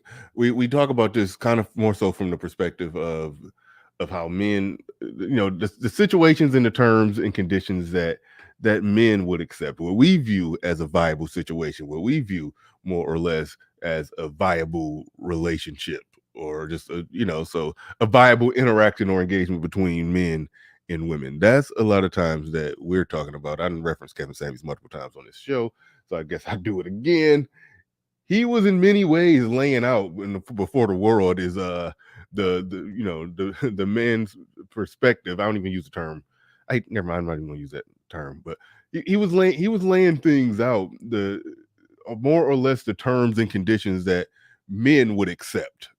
That's more or less what he was doing, and people was hearing the shock of that for the first time. But that's more or less something that he was laying out. When you hear women talking about this thing, and even if you go to like the actual YouTube channel called Black Love, you're hearing it from the woman's perspective, where it's black men who talk on there, but they capitulate. So you're hearing women laying out what they want and what they expect from men, and men saying, yes, how high do I gotta jump? How high do I gotta jump? I gotta jump this high. Okay, so we're going to jump this high. That's basically what those channels are doing. So very, very accurate when you say that, it's all about their terms. That's what it more or less comes down to in this thing that I've been hearing people say. The simp chip, the simp chip kicks in, and guys start trying to activate it and say, okay, let's figure out exactly how to give them exactly what they want. So, but anyway, TS Combo, thank you for the super chat. Appreciate that. Dude's trying to buy pussy with love. Yeah. All men are this, or all women are this. And then I feel like we should also show more compassion to the strangers on the internet, because you just really don't know people's story and the things that have happened in their life and that's transpired to make them what they are. And when I said that femininity is layered, it means that it just has different ways that it's viewed. For an example, I feel like some people's view and perception of femininity is warped. I feel like sometimes it can be based solely off of your physical appearance. So another person will judge you based off of how you look, and that's going to be your level of femininity. Like if your hair is kept, if your nails are done, if your toes are done, if you have a purse, if you're wearing a dress, you know what I'm saying? The way you walk, like those are all physical attributes. I'm like, maybe you just having an off week, or maybe you're saving up, or you know what I'm saying? But it's just like, it's kind of a shame that there are certain things that will be labeled as masculine presenting when they're not. Me having my All right, I just started getting annoyed. Started getting annoyed Bro, about I've been looking at her chest for like the last 3 minutes God straight. damn, you too? Because I'm like, is that a titty tattoo, or is that a weird shadow effect behind a little cross? I'm like, what is going on down there? I don't even, was she saying words? Was she actually using her mouth? Because I don't even know what was going on above her chest. Something look weird. It's a, shout out to Game Changer when he kept saying upper. I think hers is like lower. I don't know. Something is hanging. Something. It's like a funny hang. and it's like a weird shadow or something going on. I don't know. It's something weird. It's something weird going on there. I can't explain it. But Yeah, yes, ladies. Every now and then, when you're talking, we just sort of phase out and start looking at your titties. I'm sorry. Even on the internet, the rule still applies. That's just what happens every now and then. You should cover them up more. nah, I wouldn't go that far. But yeah. All right. So you said you had a clip. She's rambling now when she's talking about femininity being, they associate it with just how you look. And yes, some the time that you take to adorn yourself does have something to do with your level of femininity, but some women do that to try to mask their masculinity by putting on too many adornments. But she's trying to low-key slip it in and make an excuse for a chick that's just unkept, and her being able to say that, oh, she's feminine too, which basically, goes back to, I had a debate with a chick where basically she just tried to argue for no standard, and you can't criticize or say, you can't say that a woman is not feminine, you can't say that she's masculine, you can't say that she's fat, you can't say that she's a whore, you can't say this, you can't say that. It's just, so basically it was just, anything's a go, no standard. I do think that's what she was to some degree arguing for, but that's more or less what she was on. But I'll try to find and pull up whatever you sent me in our email. Okay, here it is right here. You said you wanted to add this to the discussion, so I'll pull this up. Well, the reason why I even added that is because I thought we would kind of get to this point anyway, because like I said, I see a lot of coping going on, and for a lot of women, I guess they're probably coming to the realization. Because notice, like, this soft girl movement is very, very self-centered, right? It's not about partnering with a man or being a better partner, or getting more out of a relationship on a growth like level. It's about getting things that make you feel good. It's all about like the luxury for you, and I think a lot of women may be coming to the realization that, like, for whatever reasons in their own life, they're just not going to get the happy, productive relationship that a lot of women traditionally would have went for. And so if you're not going to get the happy, productive relationship, you might as well take your little pennies and spend them on, the fancy, comfortable things of life or whatever, because, what else are you going to do? And I think we're kind of hitting that, like I said, that critical mass where, like, women notice like the barrenness in other women's lives. And every so often, women will have an honest moment of clarity. Like, I think the girl on the video we were just watching, she kind of had an honest moment too, talking about how, I think she was kind of talking about the loneliness of certain women, and then you kind of have to pair off with other women to get your problem solved or whatever. And I had this video queued up because kind of, the moment happened. It was totally organic. I knew we would come to this point, but there's a lot of coping going on about the realities of actual life. Because all this stuff about femininity and living a stress-free life, that's not real. That's not the realities of actual life. And so I wanted to play this clip for everybody. And this is a woman kind of lamenting the realities of life. I joke a lot about being single, and I laugh it off.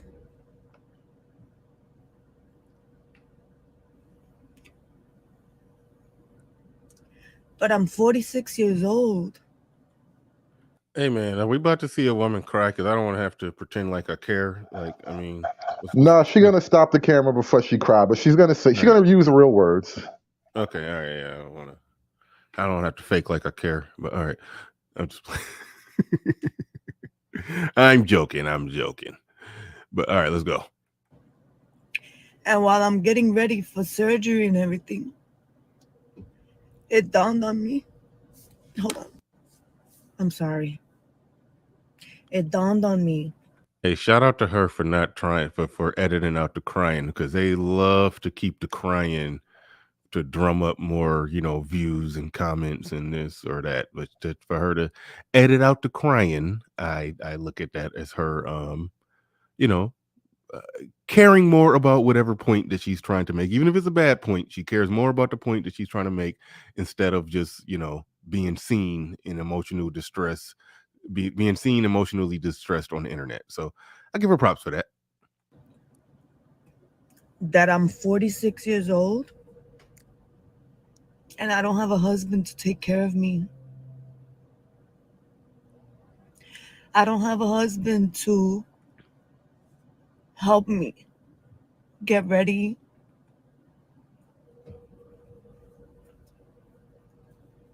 I'm 46 years old and I still need my mama Okay, I'm just playing. to take care of me post-op. I still need my sister, which whether I had a husband or not, they would be there.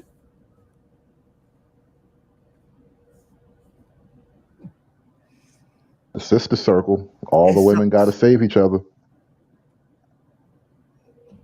Being single and 46 sucks.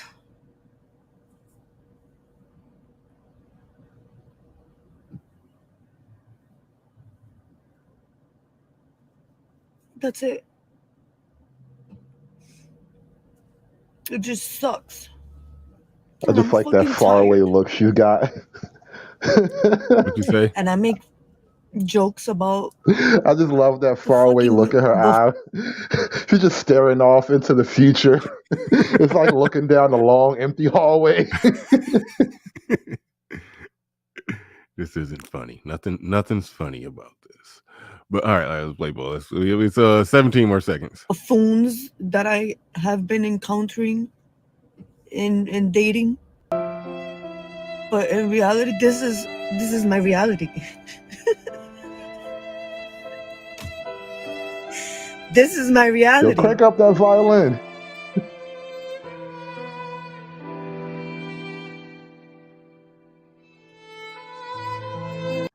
All right. So, why did you make us go through this? Why did you make us go through this? Oh, okay. Let's I'm just connect the playing. dots Yeah, and let's connect the dots. extrapolate.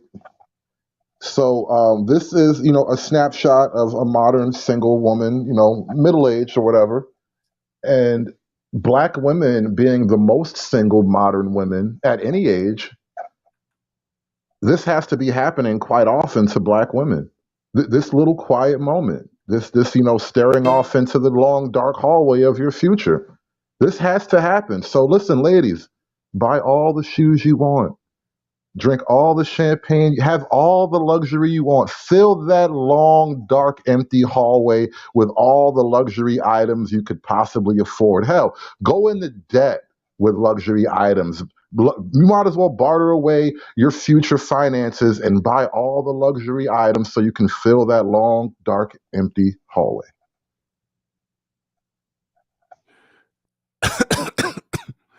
Damn. Let's go. We got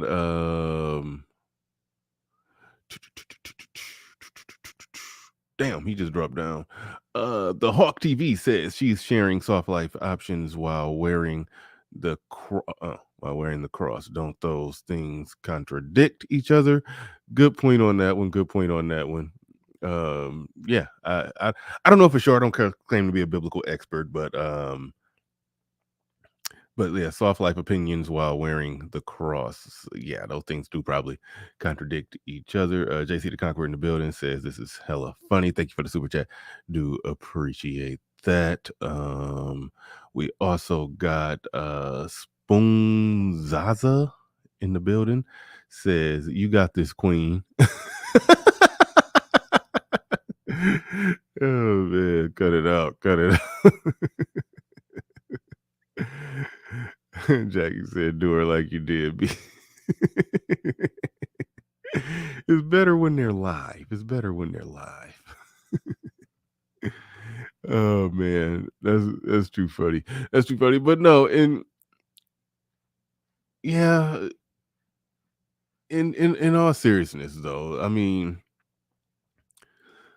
look, the reality is the reality, and we talk about this all the time in this space. And I'm not even, and it ain't even like I'm coming at it from a perspective of lighting a candle and shedding a tear for people who, end up in whatever situations they end up in due to their decisions, or the life that they chose to live. It is what it is. If that's, you live a certain life, you end up in a certain place.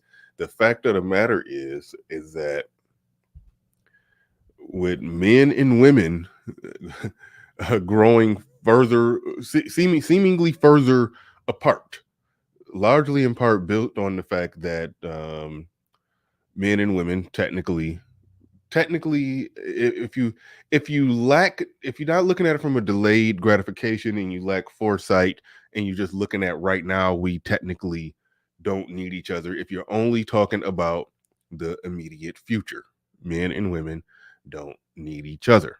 So women women quite naturally in this very functioning civilized world has developed, a lot of them have developed a mentality of a man is in my life based off based off the benefit that he can provide me. Based off the benefit that he can provide me. If I don't see an overwhelmingly great benefit, or if I just really, really, really, really, really, if I just really, really, really like him, other than that, other than him providing a great benefit, or if I just really, really, really like him, there is really no, major use or no major need. And so, and on one way to look at it, people just go and get their individual happiness, and that's cool.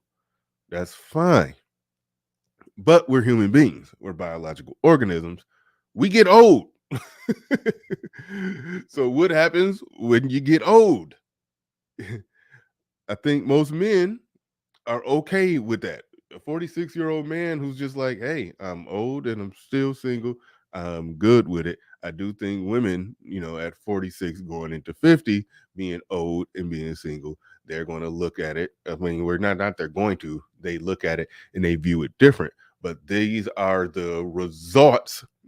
These are the results of the normal eventualities of what what type of society that we've ultimately produced here, when we're talking about a more egalitarian society where men and women are equal, or treated equal, or viewed equal, or have 100% equal opportunities. That sort of flips nature upside down when you make men and women essentially the same. It flips nature upside down to where now these women who are different, men and women are different, they're two different entities. Yeah, they're going to deal with being separated in older age differently. And so that is a manifestation of how it's going to play out and how it's going to work. You only the hot girl summers don't last forever. Now, if you want to break it down to the bare minimum, can that woman get some dick? Yeah. Okay, yeah, she can call up some dick. But the things that she was saying, that is the normal, that is the outcome. That is the end of the road situation. No matter how they try to cope their way through it in in the young days, where they're talking about soft girl living or whatever the hell, that's where they end up.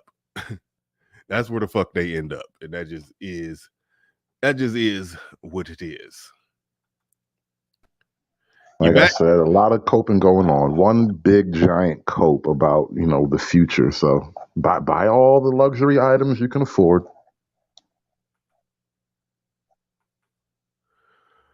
All right, the link is in the chat. Anybody want to come up and get a part of this conversation? Let us know if we missed anything when it comes to this soft girl movement, soft girl thing. I do look at it. I do have a two-sided view of it, because look, I related to the whole little femininity movement that was related to the get the bag movement. How all those things kind of merge together. Look, women being more feminine, good thing. Women being softer, good thing. The rhetoric and shit that they pin on it and put behind it and talk about, like It's like they not going to get it right. They're not going to get it right.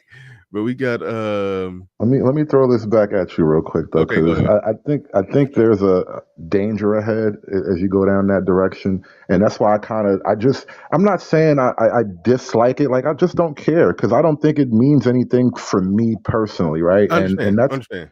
And that's the problem though. What is femininity once separated from men? Well, I've heard some people, and maybe this is why I got a different perspective on it from you.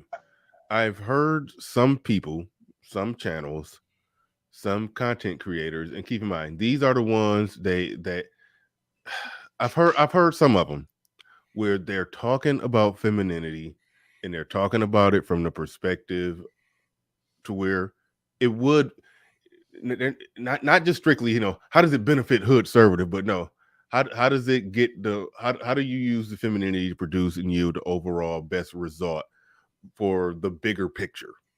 And they were talking about, not just getting a wedding, but actually getting married and being a wife and having a family. And they were talking about traditionalism in the full scope of it, Right. So So there's an intentional partnering with a man. At the center of gravity for that whole movement is a man. And so for this whole black girl luxury movement, there is no man at the center of gravity. She is the center of gravity. And so that's yeah, why I'm cautioned by it because it's like your femininity without any masculinity to like aim it at is useless. That's like it's yeah. imagine me caring about how feminine two lesbians are. No, I agree. I agree 100% with that. I agree 100% with that. That's why I said they're talking about something that the, on the marquee. Okay, it looks good, but when you go in to watch the show, it's like, nah, fuck this. So yeah, I agree 100%. I have seen people actually do it the right way, but I do agree that if it's just for the overall general benefit of the woman just getting what she want without a man even being attached to it, because like again, go back to what we said earlier in the show, if y'all was watching or not watching, when she was saying it's related to women essentially getting getting other people to do things for you, and we translated that to getting other men to do things for you, men being plural, meaning there's no one man that she's doing something for, but no, a group of men that she's getting to do things for her. That's why my initial conclusion, that's more or less been confirmed as exploring it through the show, that when you take away all the fluff and the feathers, it is the get the bag movement, mixed with a little more I don't even want to say mysticism, but just some mixed with a little bit of more female hopium and copium. But that's more or less what I would say with that. But we are joined by Judge Zilla. Well, before I go to you real quick, Telescope in the building says Black women soft life, Black men game, never offer real value. Wow. Thank you for the super chat. Appreciate that. Appreciate that. Yeah, I hate game probably more than what y'all should, but we'll get into that later. I understand.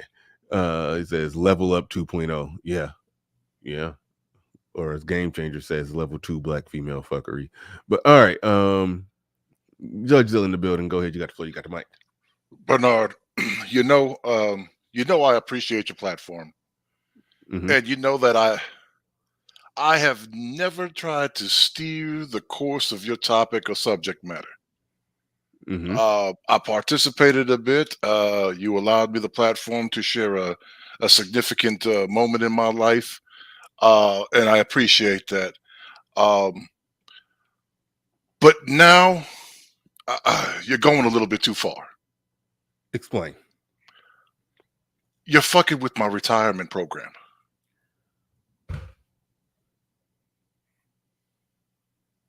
Explain.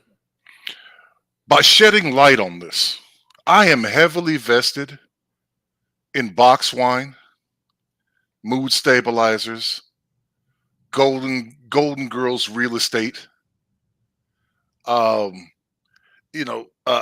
feminine toys. Okay.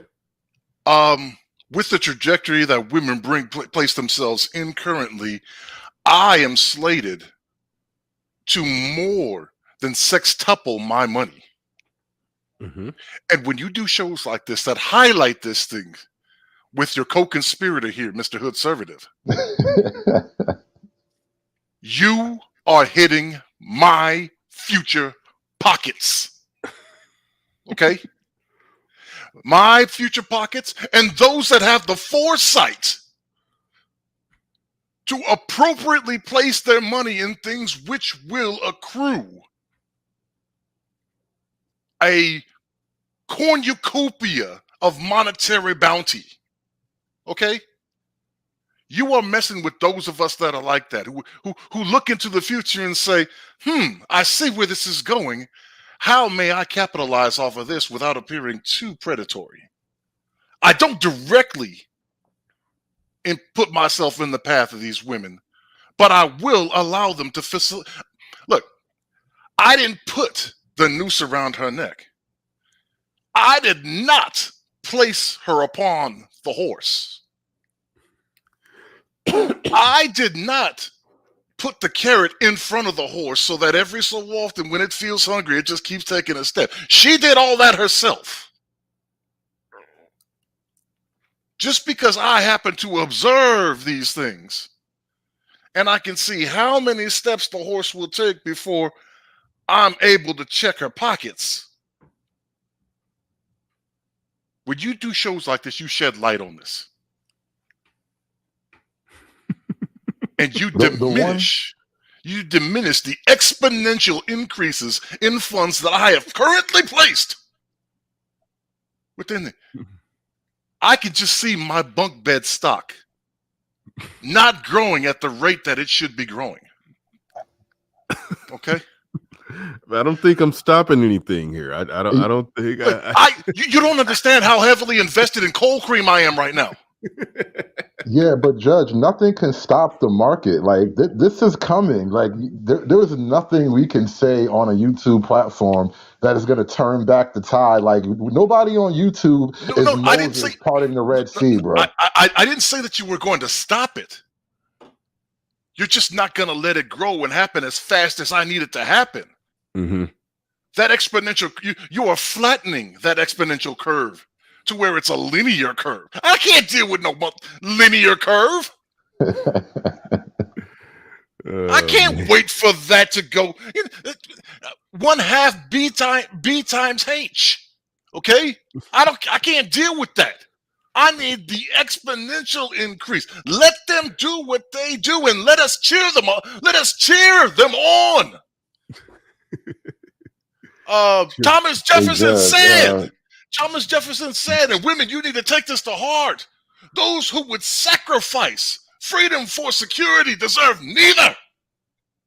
So women, I beseech thee, do not, soft girl, do not consider that 40 to 80 may be a very long time. Don't do that. Go out there and live your life. Live it to the fullest. Do not bow down to no man. Do not give up one step to a man to consider whether it's good time to nurture an environment for a man to be there for you so he can help you out when things get a little bit harder. No! Hot girl summer! Jamaica, get your groove back. Don't ever lose your groove. Is this Sunday morning? He just went full preacher. We need an organ. Do not ever lose your groove, women. Bring back Freaknik. Bring back those same exact women. Right. Don't bring back Freaknik. Bring back the same exact women that was at the Freaknik. That's what we want them. We do not have enough slut walks. We need to have a slut walk in every town with a population of over 5,000. Sex work is real work until you can no longer. I mean, never mind. Sex work is real work. It's hard work too. And the money that you make from sex work in your 20s, it goes on. You can make that same money in your 50s and your 60s. You can do that. Yeah, it's real. I actually saw a video where they was going around asking sex workers, "Hey, do you think sex work is real work?" That video exists. They were, yeah, it's real work. Of course, it's real work. What else would they? What else would they call it? Look. You don't understand. I got a whole timeline with milestones set up. Okay. This is all projected and factored. I've got amortization schedules. God damn it. Oh man. You killing me. You just killed me. You just killed me. Mr. Negative Man says, if sex work is real work, no woman should qualify for welfare. What you think about that one, Hood Server? Every woman has the potential to be a small business owner. There it is. There it is. I have run feasibility studies on this, man. You guys are messing with my pockets. Okay? Yo, I don't appreciate it. I just thought about I don't appreciate something. it at all. Can you LLC your pussy? That's a serious question, I don't know. by the way. Can you LLC that shit? Well, I guess the real question is, if sex work is real work, you should be able to put an LLC on that box. Well, I guess the real question then that would be, would it be an LLC or would it be a C corp? Coochie Corp. Over my head. S corp, maybe? I don't know. Limited liability coochie or a coochie corp? That means like a group of people own the coochie? Well, limited liability coochie means that she is not subject. It's a separate tax entity, and she is not liable for the potential fallout on harm in her personal account that her coochie might bring to another person, another individual. Oh. No, I can't. Damn, that means you can't sue if she burned you. Ooh, that's bad. Ooh, you can't sue. No, you can't. You can sue. You can sue, but you can only get what the coochie. You can only get what the coochie provides, but not the rest of what. Like anything that she's actually able to do, skill. Yeah. Like anything that involves skill. Like if she's an engineer, you can't get her engineering money, but you can only get the income that the coochie provides. Oh, that's fine. Oh, I can get the coochie money. All right. Well, if the coochie working, I'm getting paid. Exactly. They say whole money is slow money, but it's show money. Exactly. That's how you can. Yeah. So you go ahead and get burned by her, then you just, you can work your way into pimping. Basically, if you get, I would suggest money that her coochie provide. Yeah. I would suggest any suit or legal action you bring before the age of 40. There's a significant drop off of earning potential after the age of 40. But that is all in basis on how well she that's all in basis on how well she maintains the going concern, which would be the Coochie Corporation or the limited liability. I'm trying to think, was that X that said that women that fucked up. He was like, she used to sell pussy, then she kind of like aged out of it, and now she just be selling fish. She sell fish dinners at her house when she got too old to sell pussy. That sounds like an appropriate retirement. You have to adjust. Every time I see somebody's grandmother selling fish dinners, bro, I'm gonna be looking at her with the side eye. She went from selling fishy cat to catfish. She went from selling red snapper to Cajun snapper. Niggas coming up to you like, yo, your grandmama got that fire snapper.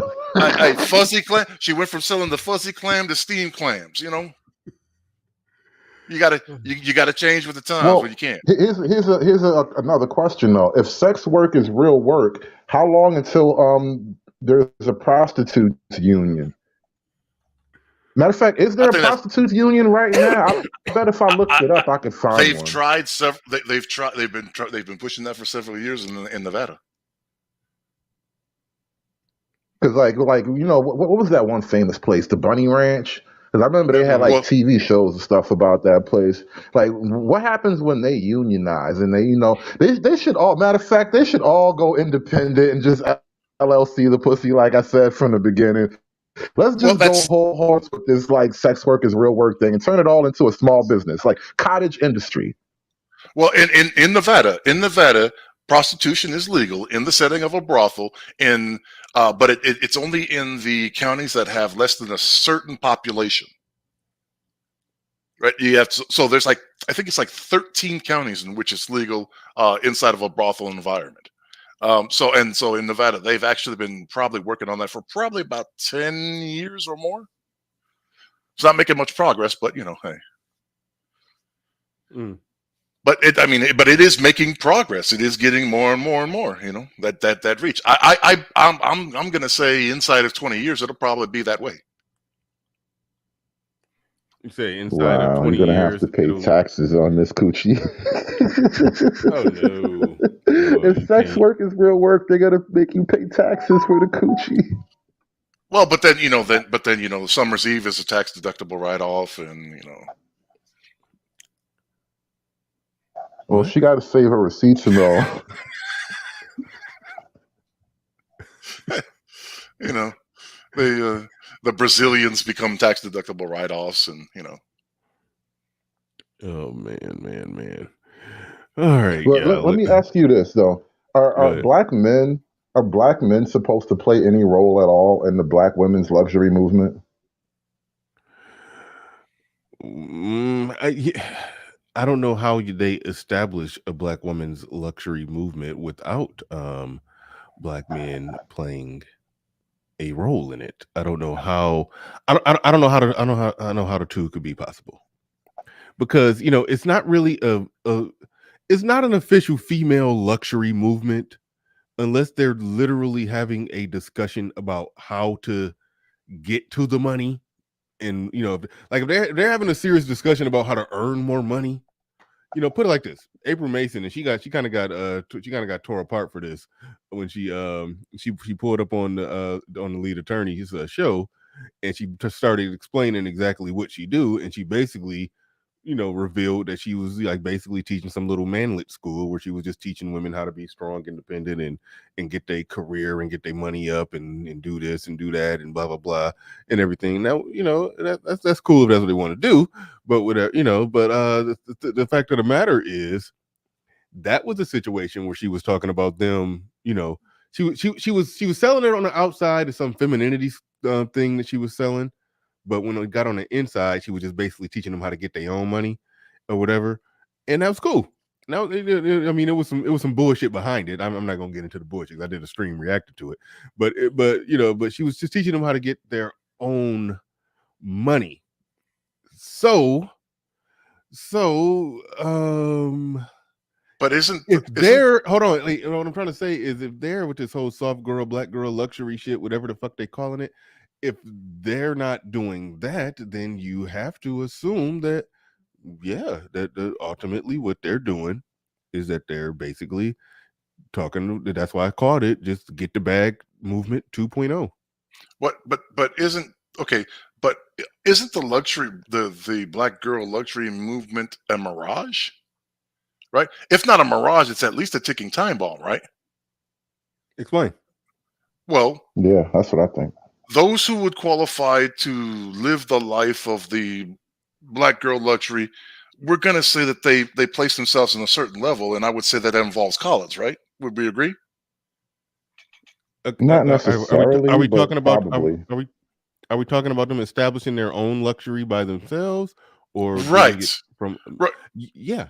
So they establish by themselves. It's mostly. But the numbers say. Yeah. But the numbers say less than 5% of black women pay back their student loans. Mm-hmm.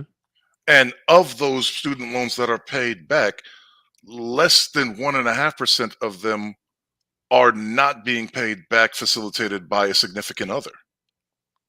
Right? Most of the student loans that are paid back by black women are paid back because they're in a relationship with a man who's facilitating that. right? Their income together goes to, right, when their income is separate, she's only paying interest. She's not paying off any principal. So that's what the numbers say. Like less than 1.5% are actually paid. So eventually, like, that's going to be due. Hold on, wait. You mean to tell me the numbers say that a woman only pays back her student loan debt when she marries a man to help her pay it? Yes. Outside of again, like 95% interest payment. Wow. Like they get it, so it's at a reduced rate. And that's so that's factoring, that's taking out doctors and lawyers. So that's removing doctors and lawyers. Outside of so because they usually are able to facilitate higher income and higher pay rates as being doctors and facilitating the payment down of it, even though most of those are also facilitated by being in a relationship. But outside, removing doctors and lawyers, women, and specifically black women in this situation, they negotiate down to the bare minimum payments, which barely cover the interest, with a little bit of spillover to principal, so that it continues to grow, which is why 150,000 in student loan can turn into 300,000 in student loan in 20 years or less. Like I was saying before, listen, go into debt for your luxury. I support your business model, by the way, Judge. Like I'm with it. I was saying that earlier. Listen, buy all the luxury items you can afford. Go into debt if you have to. Enjoy your life, because nobody's going to be there to enjoy it with you. So you might as well enjoy it yourself to the fullest. Yes. Now, I believe, again, as we were shown, as we've been shown, I believe that they'll probably. I don't invest in anything related to the student loan debt, because I as we saw this last month, I anticipate something like that happening again. Let's not hold anybody responsible for their own opportunity. Bernard, you should be upset. I don't know if you went to college, Hood Conservative, but I'm upset. You should be upset. I paid off my student loans. You never went to college. Why should I pay for somebody else who actually went? Yes, I paid off my student loans. You guys didn't go to college, but you get to pay for somebody's college student loans. Yay for you, right? Right. You got a lot out of that. Yeah. Got the TikTok therapist out of it. Right. Black Hoover Strikes in the building. He says, then the Republicans are going to pass right to work pipe laws. Thank you for the super chat. Appreciate that. Black Uru Strikes back in here. Then the Republicans are going to pass right to work pipe laws. Shout out to Thomas Walker in the building says, good information on student loan debt and modern women. Absolutely. Hey, don't believe me. Go and check out the statistics for yourself. Don't believe me. Check it out. Do the math yourself, and we'll see. We'll see if I'm in the ballpark. No, I just did a show about Joe Biden canceling student loan debt and black women most affected, because you know how the numbers say they are the most heavily enrolled ethnic group.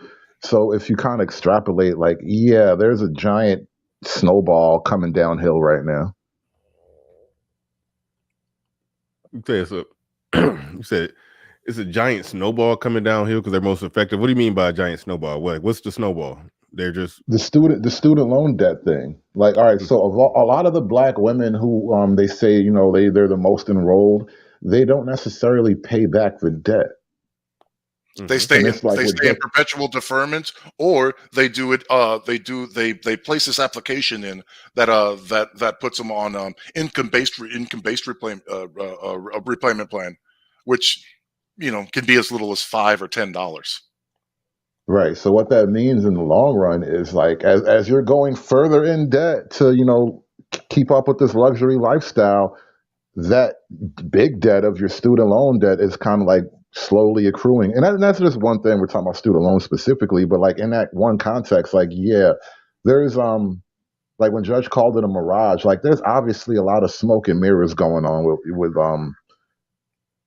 this whole luxury thing, like it's a huge smoke and mirrors. Not everyone. That's why I kept talking about like people trying to keep up with like celebrity lifestyles and all that. Most people literally can't afford to have the high life, but for some reason, your average black woman thinks everyone has access to it. It's weird. No, J Speed. Hey, J Speed. It's not tricky math. It's just math for people who can do math. Christian Hutchinson in the building says that 10 to 20K just means releases the payments in the future to relieve debt in 10 to 20 years. We got Thomas Walker back in here again. He says, I know women owe 200K. I owe 60K. Damn. That 60K Yeah. sounds like yeah. I covered that. It was like one girl in this one documentary I was playing.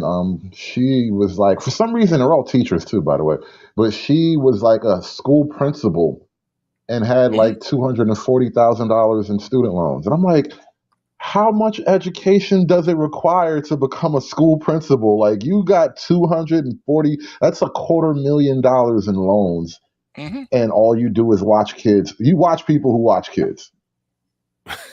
Right, but she lives in a 3-bedroom house, 3-bedroom, 2.5-bath house.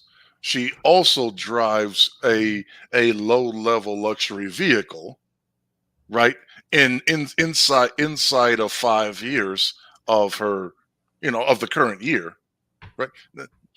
So she's not going to pare down her her lifestyle to be able to facilitate her being able to put that money towards eliminating that debt, because again, she believes in magic, as you said, and she still has a chance for Prince Charming to come up and help her pay that off. Yeah. And if she doesn't, Uncle Sam will eventually. Right. All right. But thank you again, Thomas Walker. Do appreciate you coming on through with the super chat. Appreciate everybody who supported the stream, contributed to the stream so far. Do appreciate each and every one of you. We got, hold on, wait. Oh, wait, no, that's it. I thought it was nope, I didn't miss nothing. All right, cool. Joined by Ed. Wait a minute, Ed. I just realized your channel is down, ain't it? Yeah, apparently. How much longer? I have a problem with hate speech against black men, according to YouTube. That's why.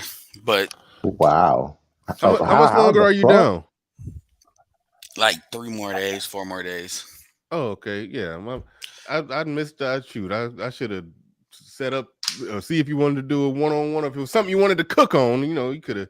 Can you stay? Hell, that door's still open. That's still. Well, it's still time. We could do something on Monday. Well, I'm already set for. No, it's fine. It's a missed opportunity, but it's okay because I haven't talked to nobody really. I should have probably been doing that.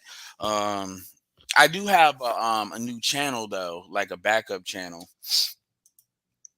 Okay, yeah, that's what's up. Yeah, you got start dropping the link to that in my chat room. Irma pick it up, and then they'll start spreading that out there. You get people over to your backup channel, but hate speech for black men. That's crazy. This is the second time too. Not the second time I've gotten a strike, but the second time I got a warning. When I first did the everybody hates black men, thing, kind of like everybody hates Chris. I was typing it all out, then it would be whatever title it was, because I was going to do something slick with the algorithm. They're like, no, people don't hate black men and you can't say that. So we're going to give you a warning. Okay. So that's where EHBM comes from. Cool. Then when I titled my shit, you ninjas just say you don't know, because this was talking about somebody on Obie Allen's joint, not Obie Allen, but it was a dude. BGS decided to hit him with this lame ass shit called facts and reason. And this nigga got overwhelmed. So he just went full alpha your way through it, and it don't matter. You just got to do better, and you got to be all black men got to make $1 million, and nigga just pay that child support and keep the kid. Just tell the woman you'll pay child support if she gives you the kid. And I'm like, So he decided to go there because the facts were just overwhelming. But anyway, and then I literally put the thing, "You ninjas, NINJA, just say you don't know." And then this was like a stream I did like in the middle of the night, just on my phone. And then they said, "No, nigga, that's hate speech against black men." So every time I've gotten hit by YouTube, it's been for hate speech against black men. Now I use the FAG term on my shit every day. And they never say anything. I'm just tripping on it seems like they're aware of what ninjas means. That's just funny. So they're protected. Yeah, now I know why people always put like a character or something crazy in there when they do that. But yeah, so they are protecting black men. They are protecting us. They're just protecting us, yes, against each other. Yeah, no black on black crime on YouTube. Yeah.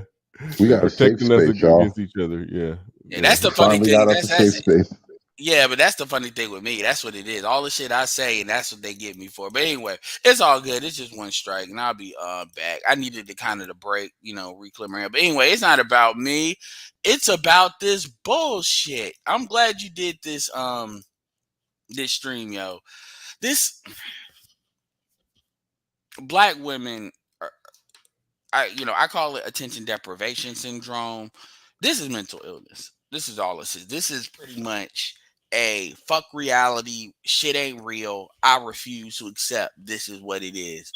And as black men, you have to ask yourself, is that something you want to participate in?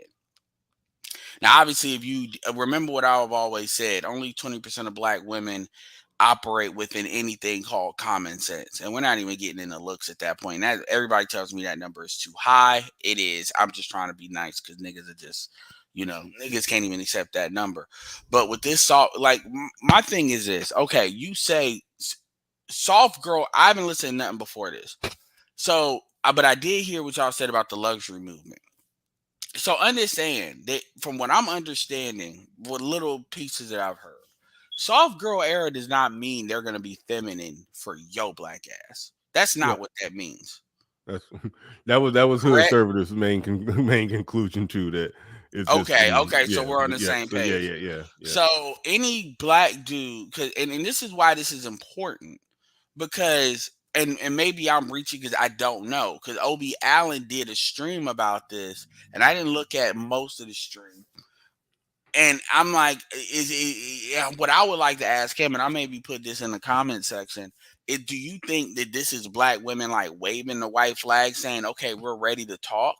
We need to talk. And you think is that what you think? Because that's not what this is. And if that's not what this is, if any of the we'll call them purple bill guys are trying to sell this as a way of getting dudes to go into the burning ship that is the black females relationship space, as far as, oh, you need to step up, you need to, as Tony Gaskins said, grow up, you need, these kids need help. I heard a post on Facebook talking about black men. That's probably another topic, but I don't know why you call that purple pill. Because these niggas are aware of, they know how fucked up it is. So they have enough red pill to be aware. Red pill just means aware. They're aware of it. Purple pill really means aware of it, but I'm gonna do the shit anyway. It actually works because it's like saying I'm saved, but I'm still gonna I'm still gonna sin, even though God knows you're saved. You've already. I always looked at purple pill as somebody who's just practically lying. Like for example, Derek Jackson. If you could effectively bullshit and lie to women that much, you know who and what they really are. So that means he's red pill in that sense that he understands he's aware of what they are. So he's just lying. That's how there's two sides of it. There is the Rollo Tomasi side, which is I'm aware, so I'm gonna maneuver my situation to my benefit, being aware of the risk. Lead Attorney talks about that, how he said he did a short recently saying some of y'all niggas need to put yourself on child support because some of y'all are being extorted for dick. Like, depending on what state you're in, and in certain situations, if you understand your situation in the state that you're in, sometimes putting yourself on child support, you'll end up paying. Now that's high risk, and he said that. But you may pay less money because you may be overpaying trying to please that woman, and then you get a court order that makes it so this stuff is structured. Now, he didn't say that's what everybody should do, but he said it just depends on your situation. Basically, he's kind of advertising, talk to a lawyer and see if that works for you. You know, he kind of did that in a short. So that's like purple pill. Like, you're aware. So there's two sides of it. There is, you're aware, but you're still going to participate in relationship. Now, this is from a MGTOW perspective. I'm not a MGTOW. I'm just saying this is where the pills came from. You're still going to participate in relationship, like red pill dating. Donovan Sharp would be considered technically like a purple pill because it's like you're aware. Technically, Fresh and Fit would be considered purple pill, you know, because you're aware, but you're still engaging with it. You kind of could say Andrew Tate might be considered purple pill. So that's the aware part. Kind of like, I'm going to war, but I understand the risk. I'm not going to war believing bullets bounce off me and people are going to operate, you know, in a structured thing. Let me stop you there real quick, because now it seems like we're closing the door totally. It's almost like if you're red pill and you still trying to get pussy, that makes you purple pill. No, like, but participating in relationships kind of does. Okay. So that's kind of the key. So if you're like on some the Ramil pump and dump shit, you know, that might be different. But understand, because the thing what if you're in a relationship with a chick that eat out your hand and love your dirty drawers and do whatever the fuck you say? Are you purple pilled in? The issue with the purple pill situation is it's the belief that that's out there and that's common. That's the situation. So if you believe that that's common, I don't. So you could have that, but understand that it's not common. Does that make you purple pill? No, but all the dudes that have that, either they don't say anything, or when they do, what do? They try to become a dating coach, and even the dating coaches don't have that shit. ARC is like the closest to a situation like that. Okay, so yeah, if you have that, but you're trying to sell it on some. It's replicatable if you just be as awesome your as way me. through it, yeah. Yeah, if you be as awesome as me, you could have that too. Like if you get on that, and that's the dark side of it, because that's the kind of. And anyway, it gets complicated. The point is, you are aware of the situation. You just choose to try to promote the idea that is. Remember, SWP's Pablo, you on your Tie City shit today? Like, what the fuck is that? You manosphere red pill guys never convinced me that you don't want American black women to change. I know you do. Hopium. Like, come on, man. What the fuck is that? So, well, that's why SBM goes. But remember, SWP is not a red pill guy, but he's been around since 2007. And when you look at what SWP says today, and he gave folks an honest chance, and he's literally on get your pay. This is a doctor, 6 foot, lift weights. He's literally on. You just get your passport and bounce. It can't be done. And this is a dude that honestly wanted it to be fixed. He's kind of like Obie Allen before Obie Allen. He was the original We Need to Talk and actually talk. Chrissy, Pear, a lot of these chicks built their channels off back and forth conversations with him early on. And so, again, we know. But anyway, and purple pill is not necessarily a bad thing, but you can't use it for bad. But I'm not here to get into pills. As far as the soft girl era bullshit, my point is, when you have that mentality where you're looking for confirmation bias, you're looking for confirmation that what you want your worldview to be is real, you start looking for things that are not necessarily there. And so when you see a soft girl era, somebody like me or her servitors is going to think, okay, this is just another way of saying luxury movement. But a lot of dudes will hear that and not know what the luxury movement is, because I didn't until a couple of people said something to me. Is that they'll look at it as in, oh, these women want to be feminine. Because that's how I'm seeing it portrayed, not by dudes, but even by a couple of women. Like, I'm seeing it being portrayed as like. Hold on, wait, real quick. Pablo says, "I'm not red pill on passport, bro. What do you expect me to say? I expect you to not misrepresent your allies. Like, that's what I expect and number from you. 2, red pill is not about allies. And yeah, you can't be a passport bro and not be red pill. That's no, that doesn't make sense. You know, so Pablo, that's him just trying to. That Zero be doing that shit too. So yeah. They just want to, you know, that's that Obsidian. They just want to throw a rock throw a rock in the glass and just to see what happens. But it's all good. But anyway, like I said, man, that soft girl era, man, like, yeah, soft girl, it's just such an absence of reality because, again, it's 2022. Man, BGS was talking, and even I had to be like, oh, man, this is starting to depress me a little bit. Like, the food shortages, some of the shit that's coming, and a lot of the shit that he's been right on, these motherfuckers don't know. And these bitches are out here talking about soft girl era. Bitch, you about to start selling your pussy for like $3 a hit. That is literally where the fuck shit might go. Like Mississippi, Jackson, Mississippi is one of the blackest areas and the only motherfucking city in Mississippi. The motherfuckers don't have water. But you talking about soft girl era. Like every city, the top 40 cities, not just the top tier ones, but the next ones like Raleigh and stuff. Everything has been going up as far as like real estate prices because people are moving around in the country. Like, you know, people are traveling in the country because of remote work. And y'all are talking about soft girl era. And you all are not in industries. You all are not in places like technology and markets in the United States where you all can even run those plays. There is no soft girl era without a man. Like, for example, Bernard, your woman might be able to run that play because you are a successful dude. But these chicks think they can be strong, independent women, don't need no man, but on the second tier be soft girl era at the same time. There is no soft girl era without a man. Like, no. Like, no. That dog don't hunt. Only like maybe a couple of what's the chick, Stormy Wellington? Shout out to Pink Book Lessons. She always covers these boss bitch chicks. They're not soft. Boss bitches are not soft. Like the closest one you might get is a Marilyn Negra. And even she's starting to delve into the single motherhood matriarchal dark side a little bit. Yeah, I was caught up in the chat room, so I do apologize. What play you said that my woman might be able to run? No, I said she's with you. There is no soft girl era and independent woman don't need no man. Those two things that's not in that equation. That's my point. You know, you can be soft when you're cooperating with a dude. Okay, you know, yeah. But this idea that y'all gonna be on your own in these like African kinship networks, women on women, and y'all be soft. It ain't the money. Come on, math is money. Well, when we scratch beneath the surface on it, it was basically them more or less saying they're going to be soft, and that's going to help people. You know, basically being soft and behaving in a certain way will get people to do things for you. And by people, we translated that to men.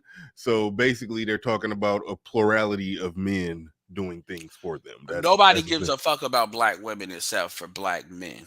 Let's start there. Like, white men are not, number one, white men fall into a couple of categories. This is not in any particular order. Let's say category A is the Gary Owens type, which is the dudes that's trying to use you to come up like the Pookies do, but they just trade dick for whiteness and white validation. While they're doing what they're doing. I mean, you could argue that Crystal Carrison's white husband was because she was making more money than he was. He had to pass her. And remember, she came off of whatever career she was on. And that's not even counting the YouTube money. So these white dudes that make less than you, and by the way, I don't think it's most of these 92s is running that soft girl thing anyway.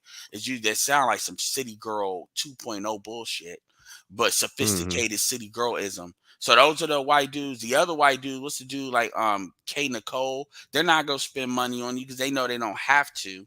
So you're not gonna get the white boy. And then the other white boys that are the trick white boys, yeah, they'll spend money on you, but they're not gonna overspend money on you. And usually those are the white dudes that can't do nothing nowhere else, which is why they're doing that. Because if they can spend money and get somebody, they would probably get an Asian or a white chick. So if they're spending money on you, then that means they're going to come with certain expectations because white supremacy said so. Whether you believe it or not, they expect more from black women and other races of women because they really think they do you a favor, even if they're on the incel side. Vegan proof that anyway. And then Hispanics ain't paying for your ass. And as far as black men, there's just not enough tricks out there. And then again, do you not know what your reputation is out here? These are the same chicks. Why don't you take the bonnets off? Then we can start talking. You know, it's so many things you gotta actually demonstrate. You can't just, it's like bitches just lying on their resume now. Just say you got a PhD in business. There's no such thing as a PhD in business. Exactly. That's what they're doing. And then they think they can go and get them a vice president at a Fortune 500 company if they just put it on paper and create a fake LinkedIn account. But hey, let them do what they want to do. Shit. You know. All right. JC the Conqueror in the building is saying, what is soft girl era? The meaning. I'm just going to read the exact definition. Soft girl describes a YouTube subculture that emerged among what? No, wait, hold on. This ain't right. Nope. Sir, it's basically hold on, wait. No. I typed in the wrong thing. It's basically it's basically them admitting to chameleonism. That's all it is. It's what a chameleon is, but put a hashtag behind it. It's if a woman could call a chameleon something that would sound better, something that they would claim, it's this. That's all it is. That's the crazy thing about it. The quick definition. It says a life that is typified by or filled with ease and comfort without requiring any hard work, sacrifice, or unpleasantness.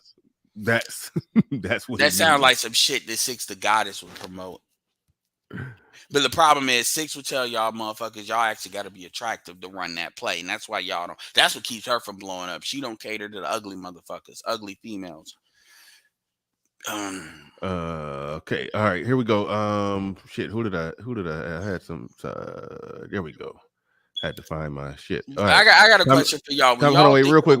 Thomas, hold on, real quick. Thomas, hold your thought on that one. Thomas Walker in the building says, I shop at Ross. I buy $20 shoes. Got a 20-year-old car. Damn, 20 years is kind of old. 20 years is kind of old. But yeah, but anyway, if it's running, it's running. I drive older cars. I don't go that old. That's when they start getting about 15 years. That's when they start giving me problems. Sir. Let the record show that you donated to this man, and this man just called you Dusty on the low. But go ahead. No, I didn't. No, I'm with him. I not despise. I hate when people. It makes. You gotta have a lot of damn money to just go buy a new car and not think nothing of it. He made a Dusty inquiry on your nigga credit report. No. My last car. Hold on. This is how I bought car. My last car that I bought. No, well, not the one that I'm driving now, because my car. I just got a new to me car. I had before that when it was a 2006 Chrysler 300 that I got in 2014. So I buy them at 8 years old and then ride them to about 16 years old and then get another one. So that's how I roll. But 20 years, that's when it get to the point where it's like, nah.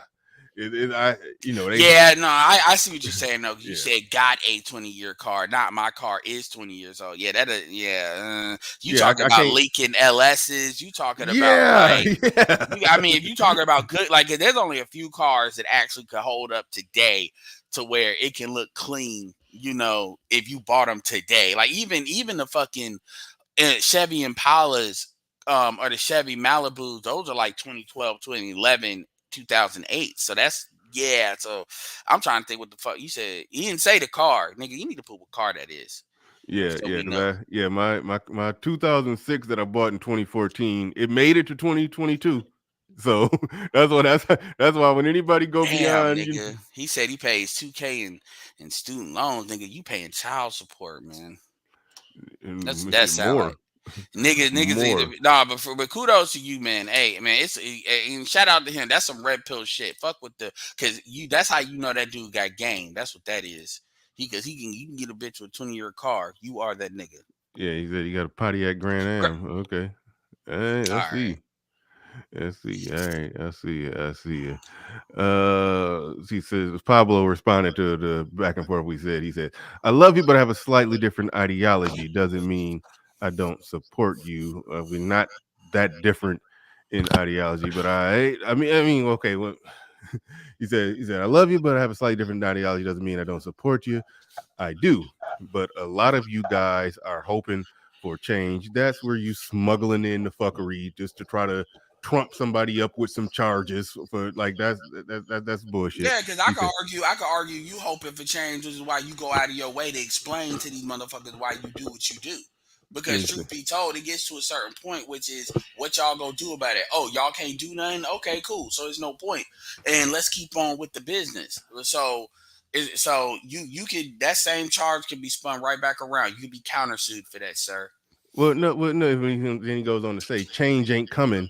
He's going with the bullshit straw man argument that black men are sitting here stagnant in life, saying, "Please, black women, please just change so you can act right." I mean, everybody has figured out their own way and what they're going to do in this modern Western American dating, mating environment and dealing with women. What we do is sound the fucking alarm about what's going on. What you do with it, how you respond to it, is your own thing. Well, whether you do it with a passport, whether you go SYSBM, whether you just keep it casual, and or rather, just a very small percentage of them that you deal with. If you find something cool, find something real, you rock with it. If not, she gone. But other than that, keep it casual. Like there's a lot of different things that people do.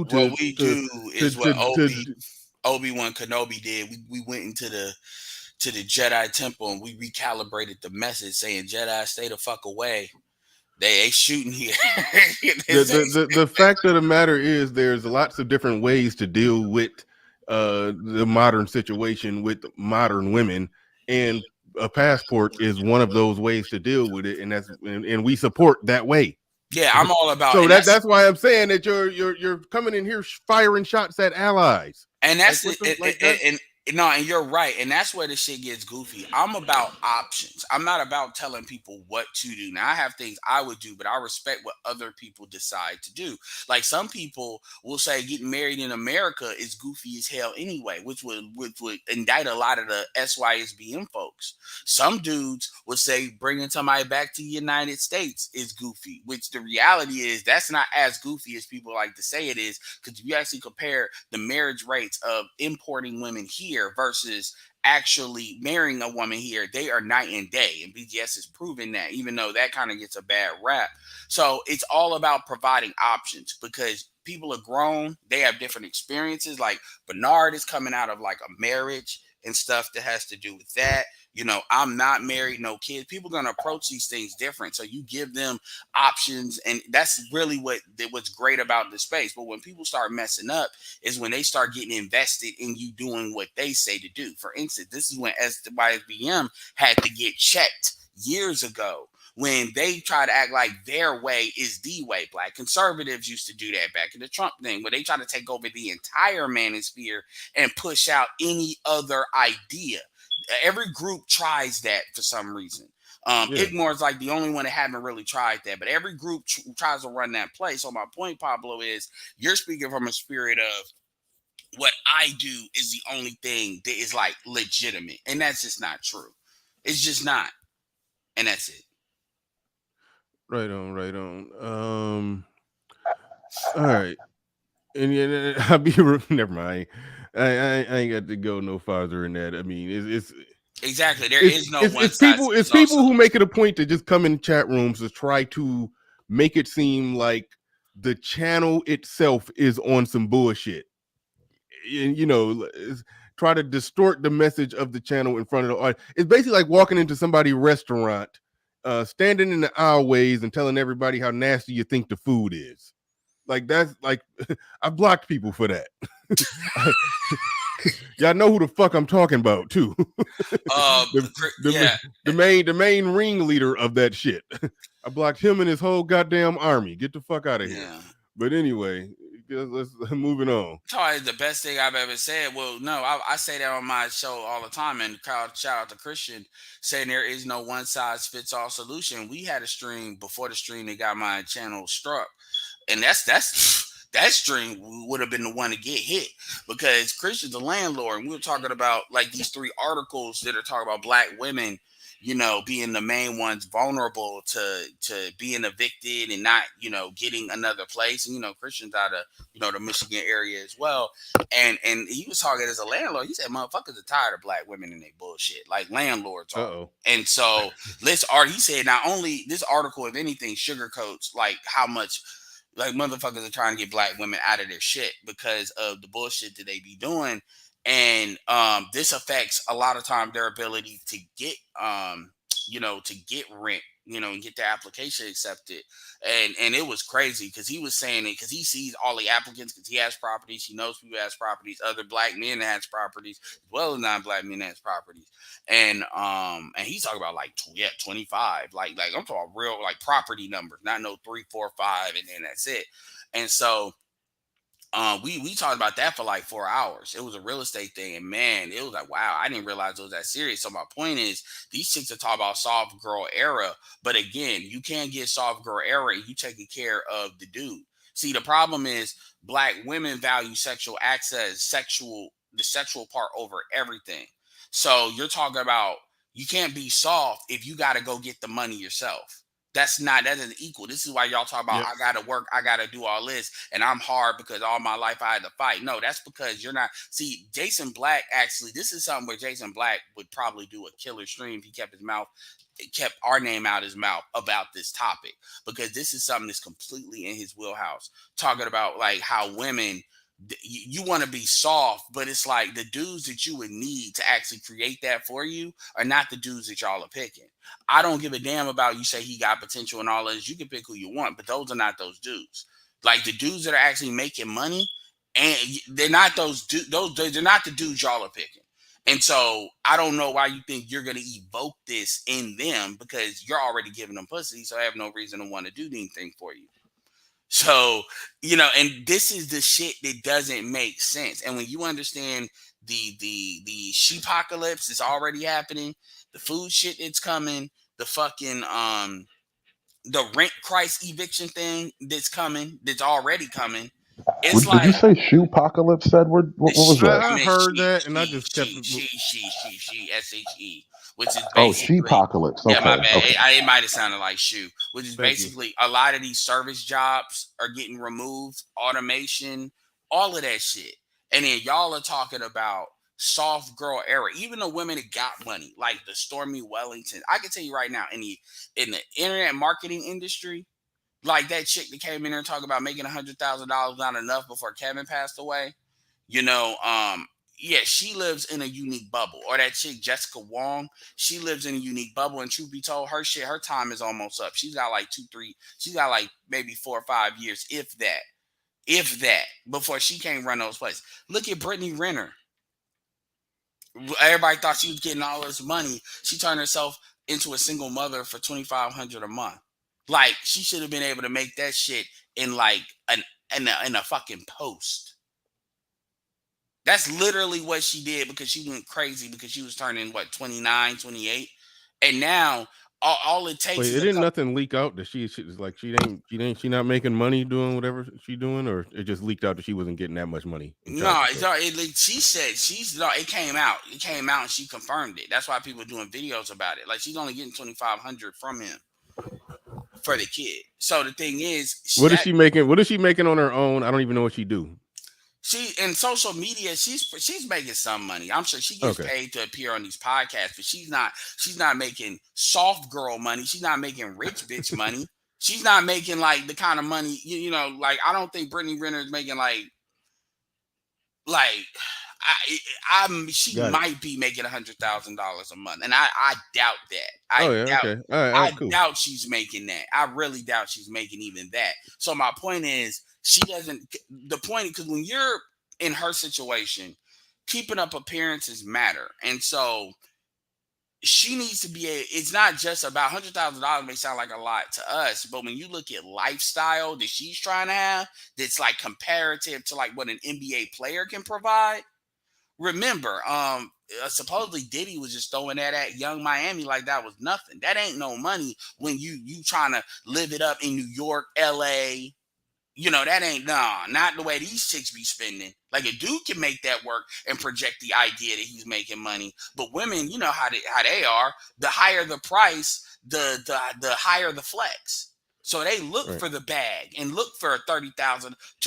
Shit, that ain't nothing but like what $30,000 bags to these hoes. I know. Right, Yeah. Lord Love Smith in the building. He says you can't be the man of your house if you can't replace the battery in your smoke detector. And I do think you got some beeping going on back there. Maybe that's your pager going off, Ed. But I think it was some beeping in the background. I don't know. Yeah, that's my phone, dumbass. Like, okay, all right, yeah. Whatever. I didn't think it was your smoke detector. I thought it was your pager or something. But all right, William Stryker, the guy from the X-Men who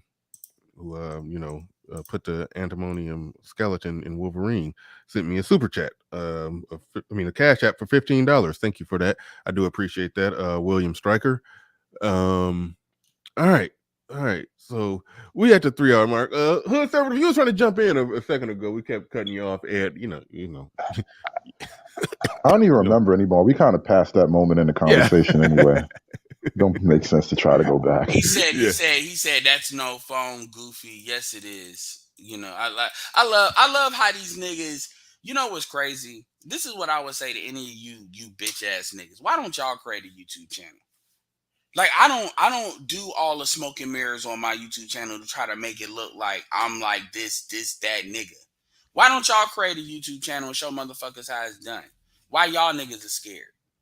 Seriously, because it's too many dudes that love getting on YouTube telling somebody about who a man is, which is really code for. Because y'all hear the sound in my car all the fucking time, and I don't give a fuck about that. But it's really code for, nigga, you shouldn't be on YouTube. You're not allowed to be on YouTube. That's literally what dudes are saying. Nigga, you're not allowed to be on YouTube. I'm upset that anybody would listen to you because of reasons. Because the reality is you have zero fucking control over my shit. Even with YouTube shutting my shit down. The truth is, if I want to create an email list, I can operate outside of YouTube. Shout out to Rumble. So it's funny how you do. Look, I'm a soft, light-skinned nigga. Oh, that's what it is. Oh, what's that? You're mad that you're dark skinned. Oh, there it is. Yeah, that's between you and God. I mean, that's what it is. Nigga, you a soft light skinned nigga. Oh, light skinned nigga took your bitch. These niggas never let that shit go. That nigga would go to the grave cursing white light skinned nigga's name. Like, nigga, I mean, for real. I mean, that's so fucking pathetic, man. Ed, you have a very specific type of hate that you get from people. It's like, and you notice it's the picture. Like when they saw that I was light skinned, these niggas, they went back to that light skin, dark skin treaty of 1993. These niggas, the Treaty of Pasai, and these niggas, you know, they just. I'm telling you, these niggas suffer from colorism just like these bitches do. They really do. You know what? That sounds like a real element from Black culture. The 1993 dark skin, light skin nigga treaty. Yeah, I bet it happened on a college campus somewhere. There was a college in the Northeast. Finish it. It's the Treaty of Pasai. The Treaty of Pasai, right? You can't forget the Pasai. The Pasai. So there's a city called Pasai. And like this is a clip from that movie School Days. Shout out to Uneducated Lane for that super chat. Just dropping support on. He said 30 for 30. Yeah. But Azrael the Daywalker says, this made a good point. He said bitches went from fuck nigga free to soft girl era in one summer. That's funny. But yeah. Yeah, they dropped that waste his time bullshit too, even though that still exists. Yo, I thought it was Feral Girl Summer. Like, I literally saw people doing shows about Feral Girl Summer, and now it's soft girl shit. What is that? What is Feral Girl Summer? Girl is just out there in the wild doing whatever, right? That's what feral means. That's what feral means. Like, I wasn't trying to get too deep into it. I just remember seeing it. Like, okay, y'all feral now. All right, I'm good. Yeah, hey, I know you're getting ready to end, Bernard, so I'm not going to take up too much time, but dude's killing. I'm over here laughing in the background because dude is just going down the list. Hey, but I love this guy right here. He's on it. but yeah. So when they're talking about the soft girl everything, actually I left and came back and I tried to catch up. I went back through and tried to catch up and see what you guys were talking about. And you guys hit a lot of talking points, to include the one where the woman was like, sitting up there in her car, staring into the space, talking about my reality sucks. Because what women are realizing is how hard life is out here without, support. And see, this is just my theory. I'm gonna do a Stephen A. This is my belief, my personal belief, right?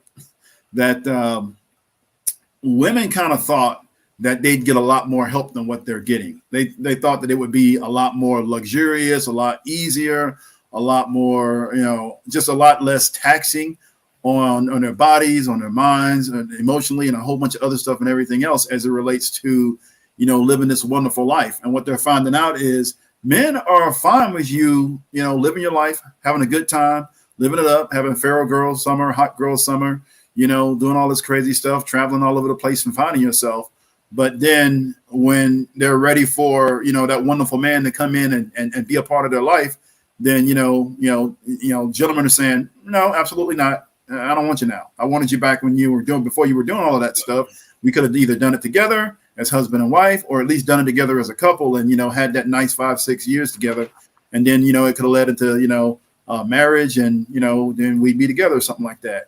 So I'm not really sure how women are expecting to get all of this luxury without giving up something in exchange. See, this is really the disconnect between men and women, is that we know in order to get something nice or get something good, we gotta put in that effort. We gotta put in that work. We gotta get on our grind.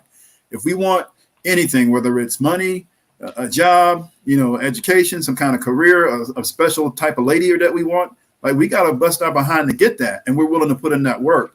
And then we're talking about this soft girl thing where, well, you're trying to get the most without doing anything for it. How does that even work? You see what I'm saying? How does that even work? Right. Well, what it is they want to be subsidized. That's all that matters. Like, women want to be subsidized no matter what they do, and they're starting to realize niggas don't got to subsidize them, and they're starting to realize niggas are starting to realize they don't. Well, yeah, absolutely. Or men are just going so, and the other part of it too is, so by the way, the black manosphere specifically is getting a lot of heat. I was on a panel that had nothing to do with what it is we're talking about. It was actually talking about what do you call it? Can you be pro-black if you date outside your race or something like that? And I came up and I gave some talking points or whatever. And then somebody, and then a woman came up later on and she started going in on the manosphere, particularly the black manosphere. And I was waiting for her to say what the issues were that she had, and she never said it. She just said she hated it. Yeah, yes, but she hates the idea that we let dudes know that they actually have value that they can trade for. That's why. That's why she didn't have a reason. Yeah, and that's what I was saying. I was waiting for her to actually get to the talking points of, okay, this is the problem I have. They say this, and this. But how long did you wait? No, I waited for her. I listened to her whole rant. Like 5 minutes, 10 minutes. Oh, it was almost 10 minutes. I got on and got off. I got on and got off, and then I just listened to the rest of the actual show and the presentation, which was by the way a good presentation. But out of that came one of her things was that she didn't specify or whatever. But a lot of people, especially women, have trouble with the manosphere. They have problems with the passport bros. They have problem with the SBM. They have problem with anybody who's saying I don't want to date a single mother. Basically, any black man who's actually looking out for himself first and doing for himself first, and then actually trying to find a marriageable, wonderful, feminine, cooperative woman who's actually going to be a part of his program, versus just accepting them how they are. And whatever it is they come with, then they're having a problem with that. And that's where, so now this is, and so I sent that super chat in earlier, like, so what are they on now? So basically this is an evolution or a new shift into trying to figure out, okay, how can we finesse these men a little more, or come up with something else that's going to try to get the finesse in without actually having to do any real work, instead of actually doing the work to be the women that we need them to be. It's really that simple. I kind of accused you yesterday, Bernard, of being married. I hope you didn't, take offense to that. Oh, no, you good. You good. But the thing is that when you're married to a good, solid man, and he's actually investing in you, then you're going to get the return. It's funny because you'll literally have women running around here talking about, well, what do we get out of marriage? I'm like, you get the house, you get the cars, you get the nice clothes, the trips, the vacations, you get on all the insurances, the health insurance, the life insurance, the what's the other one? The health, life, and there's another one. But anyway, you get on all of those insurances, you get access to the bank accounts. And if something happens to you, then, you're on the last will and testament, so you inherit all of that stuff if that man unexpectedly passes away. So what are you telling me you don't get anything out of marriage? Like what are we talking about? You see what I'm saying? So when a guy's putting in all that work and he's giving you all of that. Yeah. Whenever a woman is on some don't get anything out of marriage shit, like that's more or less just the gaslighting shit, just for them to try to basically get men to reposition themselves to think lower of where they're at and think higher of where she at, so she can. That's them like sideways trying to negotiate a better deal. Like that's more or less what that is. Like a lot of them are on some bullshit. Like they understand. they understand. they understand. And honestly, you need to kill the cop. As soon as a bitch asks that question, it should be ended the conversation. Like I said, this is gonna be starting to be the era of leave they ass the fuck alone. The ones that have common sense, you know, shout out to the interview you did with Jackie and them, they're gonna be okay. That's the thing, they're gonna be okay. It's the women that want to play this game like reality ain't real. Dudes have already been providing them too much attention, but you got dudes that want to save shit. That's really what that is. Well, there's fewer and fewer of those guys left. And matter of fact, on that same panel, there was a guy that came up when I was talking about how we went from a 30%, we're at a 30% marriage rate versus what we used to be at an 80% marriage rate. And I said, you know, the question is, or we got to start asking ourselves, how many marriageable and available people do we have? And he kind of, you know, went in on me a little bit. And I'm like, you know, if you have something that was good, that was way up, that you know, basically 80% is passing. That's like a B plus, right? That's at least a B or B plus, right? And when you're down to a 30%, if you had to grade that, that'd be failing and failing miserably. Yeah.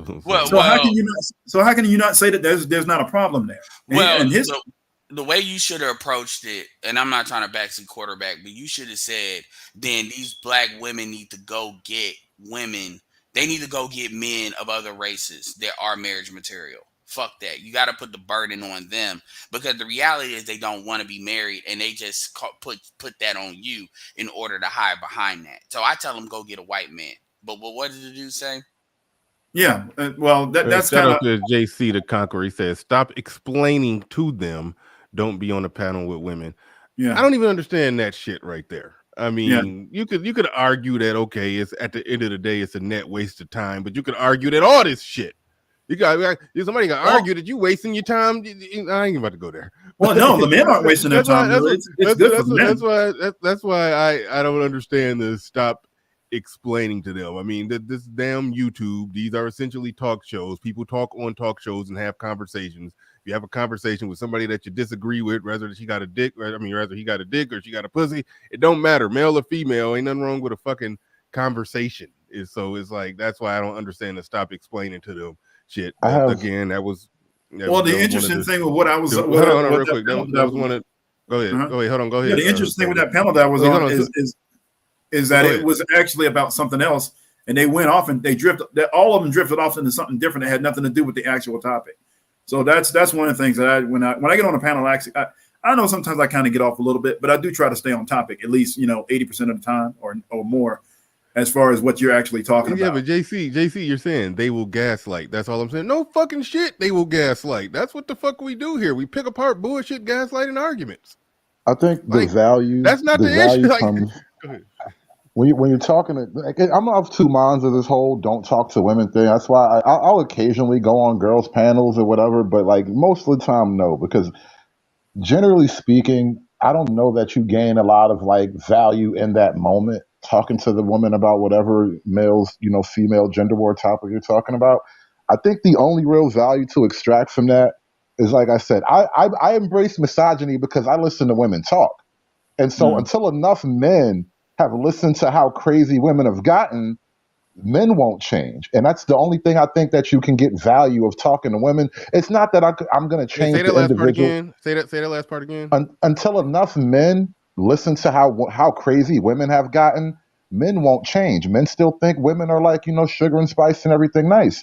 So until that's the only real value I can really say that you get from this whole arguing with women thing. It's not so much to like win the argument and then she's gonna forever be a different person. No, I don't need you to be different. I want you to be you. I just want a lot of people watching. That's the only thing I want, is for people to see you in your full glory, and then the boys can talk about what needs to be done next.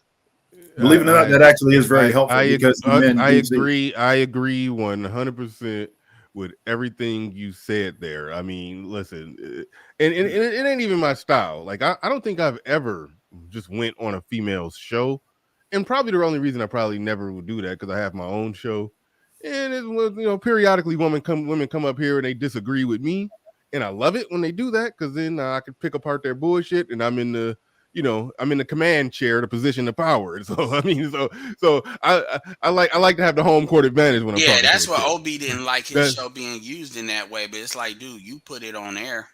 Yeah, that's where I'm at with. I'm in a position where like I've had plenty of women. Like it's a few women who deleted their channels after coming on this damn show. I mean, they had small channels, but they got picked apart so bad and got exposed for being just stupid and illogical that their channels don't exist no more after they came on. Speaking of deleting channels, go ahead. No, I'm sorry. You just reminded me of something. Does that girl Ashley W? You guys ever heard of that girl's channel? Because this is like a couple of years ago. Yeah, but I remember.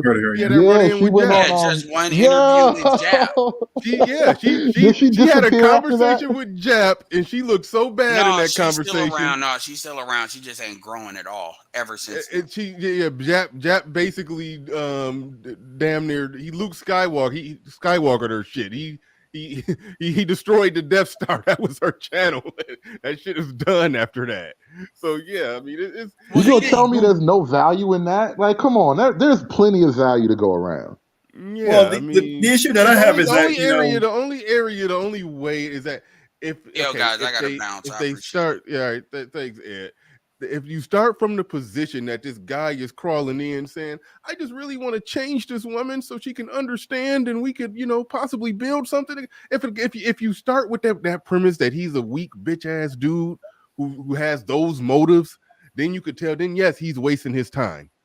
But if they are saying ridiculous bullshit and it's being put out there, and not only are they saying ridiculous bullshit that's being put out there, and not only are women hearing it, but men are hearing it, black men are hearing it. And one, they're not hearing it being refuted, which means they're more susceptible to believe it, which means they're likely to be inceptioned with that bullshit, which means they're more likely to be blue-pilled and pandering, simping dudes who getting controlled and gaslit in their real life by women. Seeing somebody go up there and literally give a gut punch to their arguments and logically pick it apart and break it down and expose what's wrong with it. The thing that the manosphere has been doing since its start, to say that somebody shouldn't do that, that is a damn near, I don't want to say it's an anti-manosphere statement to say, but you are really, the manosphere is a counterpunch to the bullshit that females be saying, doing, their whole ideology, pathology that they put out there through the airwaves, through various forms of media, to say that every possible way for a man to debunk, refute, debate, dispute, and dismember their bullshit, to say that it shouldn't be done. Like, who side you on, bruh? That's where I'm at with it. Like, I mean, are you teaming up with the bitches? I mean, I just have to ask that question. That whole don't say that's a waste of time. Don't say nothing to her. Don't respond to her. Don't do the, just ignore. Like, come on, man. I mean, in your real life, yes, don't give chicks undue attention. But on public platforms and media, in media where bullshit is being said, it's never a bad time to refute the bullshit. It's never a bad time to do it. Now, I'm not pulling up on a chick channel. I'm not doing that. But I'm not going to criticize somebody who does it. It is what it is. It's never a bad time to refute bullshit. So be people who get in the way. If you agree that the woman is saying bullshit, and you agree that the man, what he's saying is refuting the bullshit, to try to silence him, to try to silence his voice speaking against her voice, you're basically being a goddamn simp enforcer, as far as I'm concerned. You're being a gynocratic goon. You're trying to silence a male voice in favor of a female's voice. So that whole, why you talking to a woman? Why did you refute her bad argument? Like, what the fuck are you on? Like, I'll never understand that shit. And I get annoyed by that shit.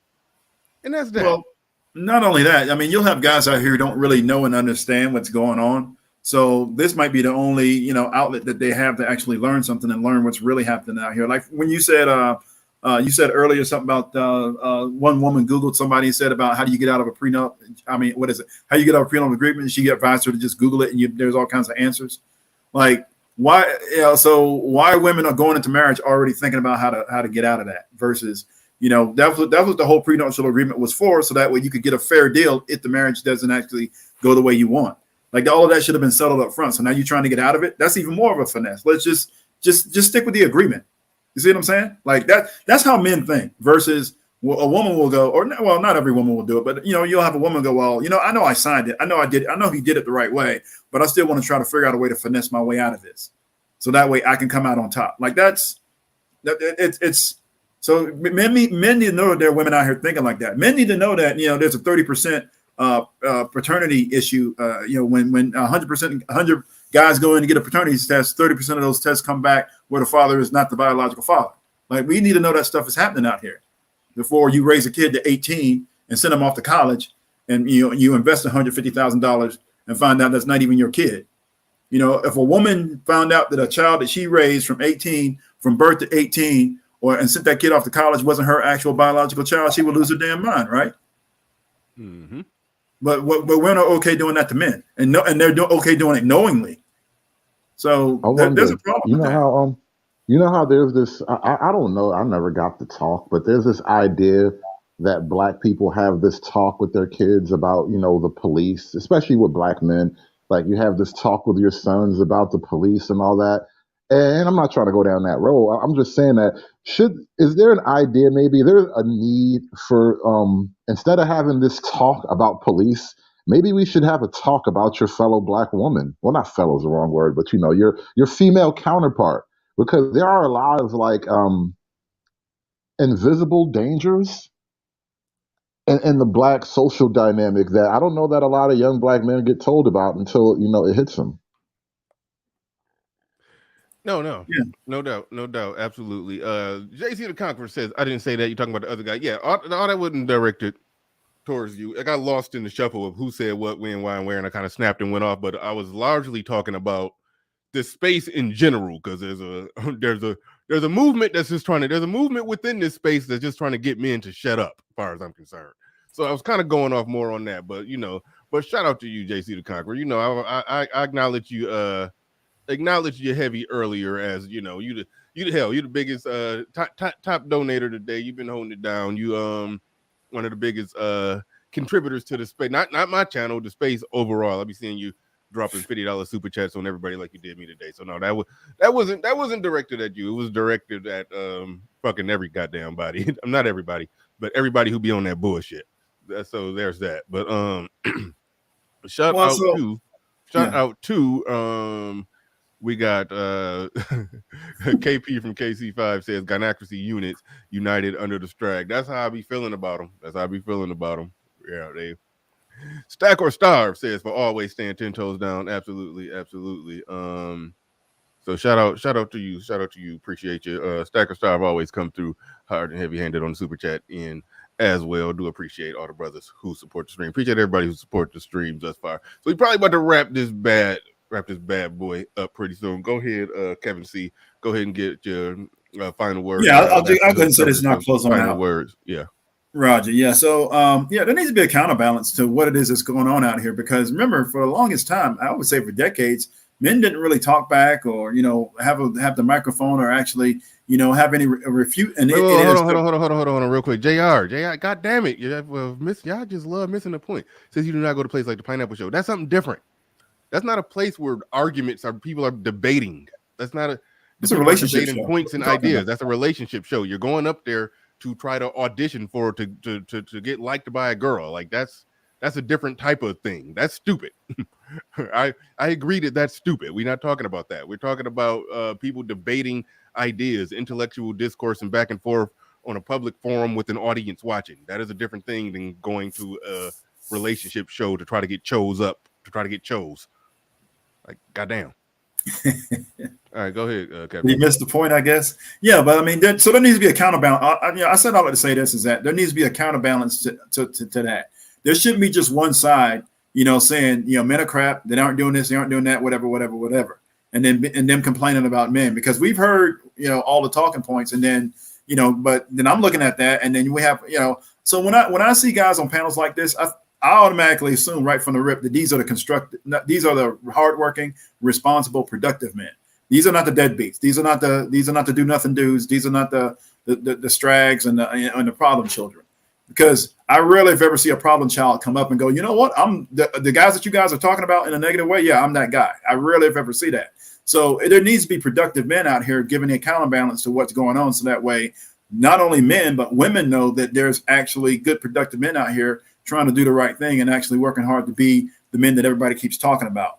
And there was one guy, he got his channel struck just for talking about Black people getting together, having relationships, building families and communities, because women would come on his channel and make a huge deal about it, to the point where, he kept getting reported, and finally the whole thing went away. So, if you're doing that and you got somebody actually talking about building families, communities, and generational wealth and all this other stuff and protection and all this other stuff that women love to say they want, but then you actually go out of your way to get rid of those guys, then what does that really mean? But this is something to think about. Hey, thanks for letting me up, though, Hoodservative, Mr. Riley, and to the panel in the chat. You guys take care. I'm out. All right, right on. Thanks. All right, go ahead, Hood. Yeah, later, man. Got the final words for us today. Final words. Go ahead. I mean, I'm gonna just sort of reiterate what I was saying before. Like, look, buy all the luxury you want. If it makes you happy, it makes me happy. I'm happy that you're happy. And ultimately, isn't that what you want from me? Don't you want me to be happy in your happiness, lady? So if the luxury and the wealth and the mimosa Sundays and all that stuff you girls like to do, the girls' trips and the girls' weekends, and you want to go down to Jamaica to get your groove back, do it all. But remember, there's that long, dark hallway that you got to stare down at the end of it all. And I hope you're happy. That's all I want. I just want you to be happy. So you ladies have fun, and I'm out of here. You want them to be happy, and I believe that. I believe. All right, look. Thank you, everybody who's participated at the show today. Shout out to everybody who supported the stream. Rather you did it via Super Chat, Cash App, like, share, subscribe. However you contributed in any way, shape, or form. Even if you just watched in indifference.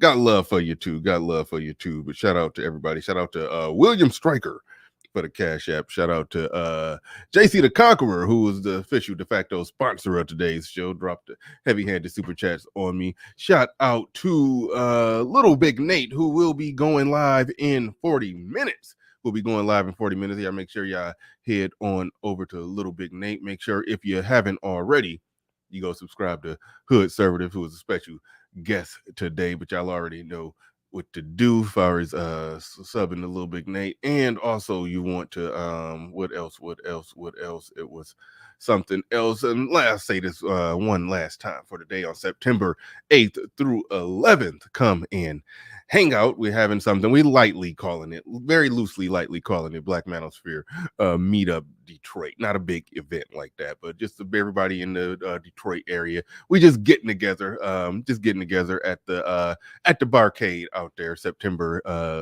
19th, 8 p.m. to 11 p.m. I meant to say. No cover charge of fees. Just come there, just hang out. We're just hanging out, having some drinks, talking, chopping it up, networking, the whole works. You know what it is. We just go. That's all it is. But just Black Manosphere content creators and subscribers. You in the Detroit area, want to come hang. If you need to know where it's at, click that link down there. Click the link down there that's in the chat room, and that will give you all the information you need to know. And I guess with that said, we are out of here. Peace. We gone.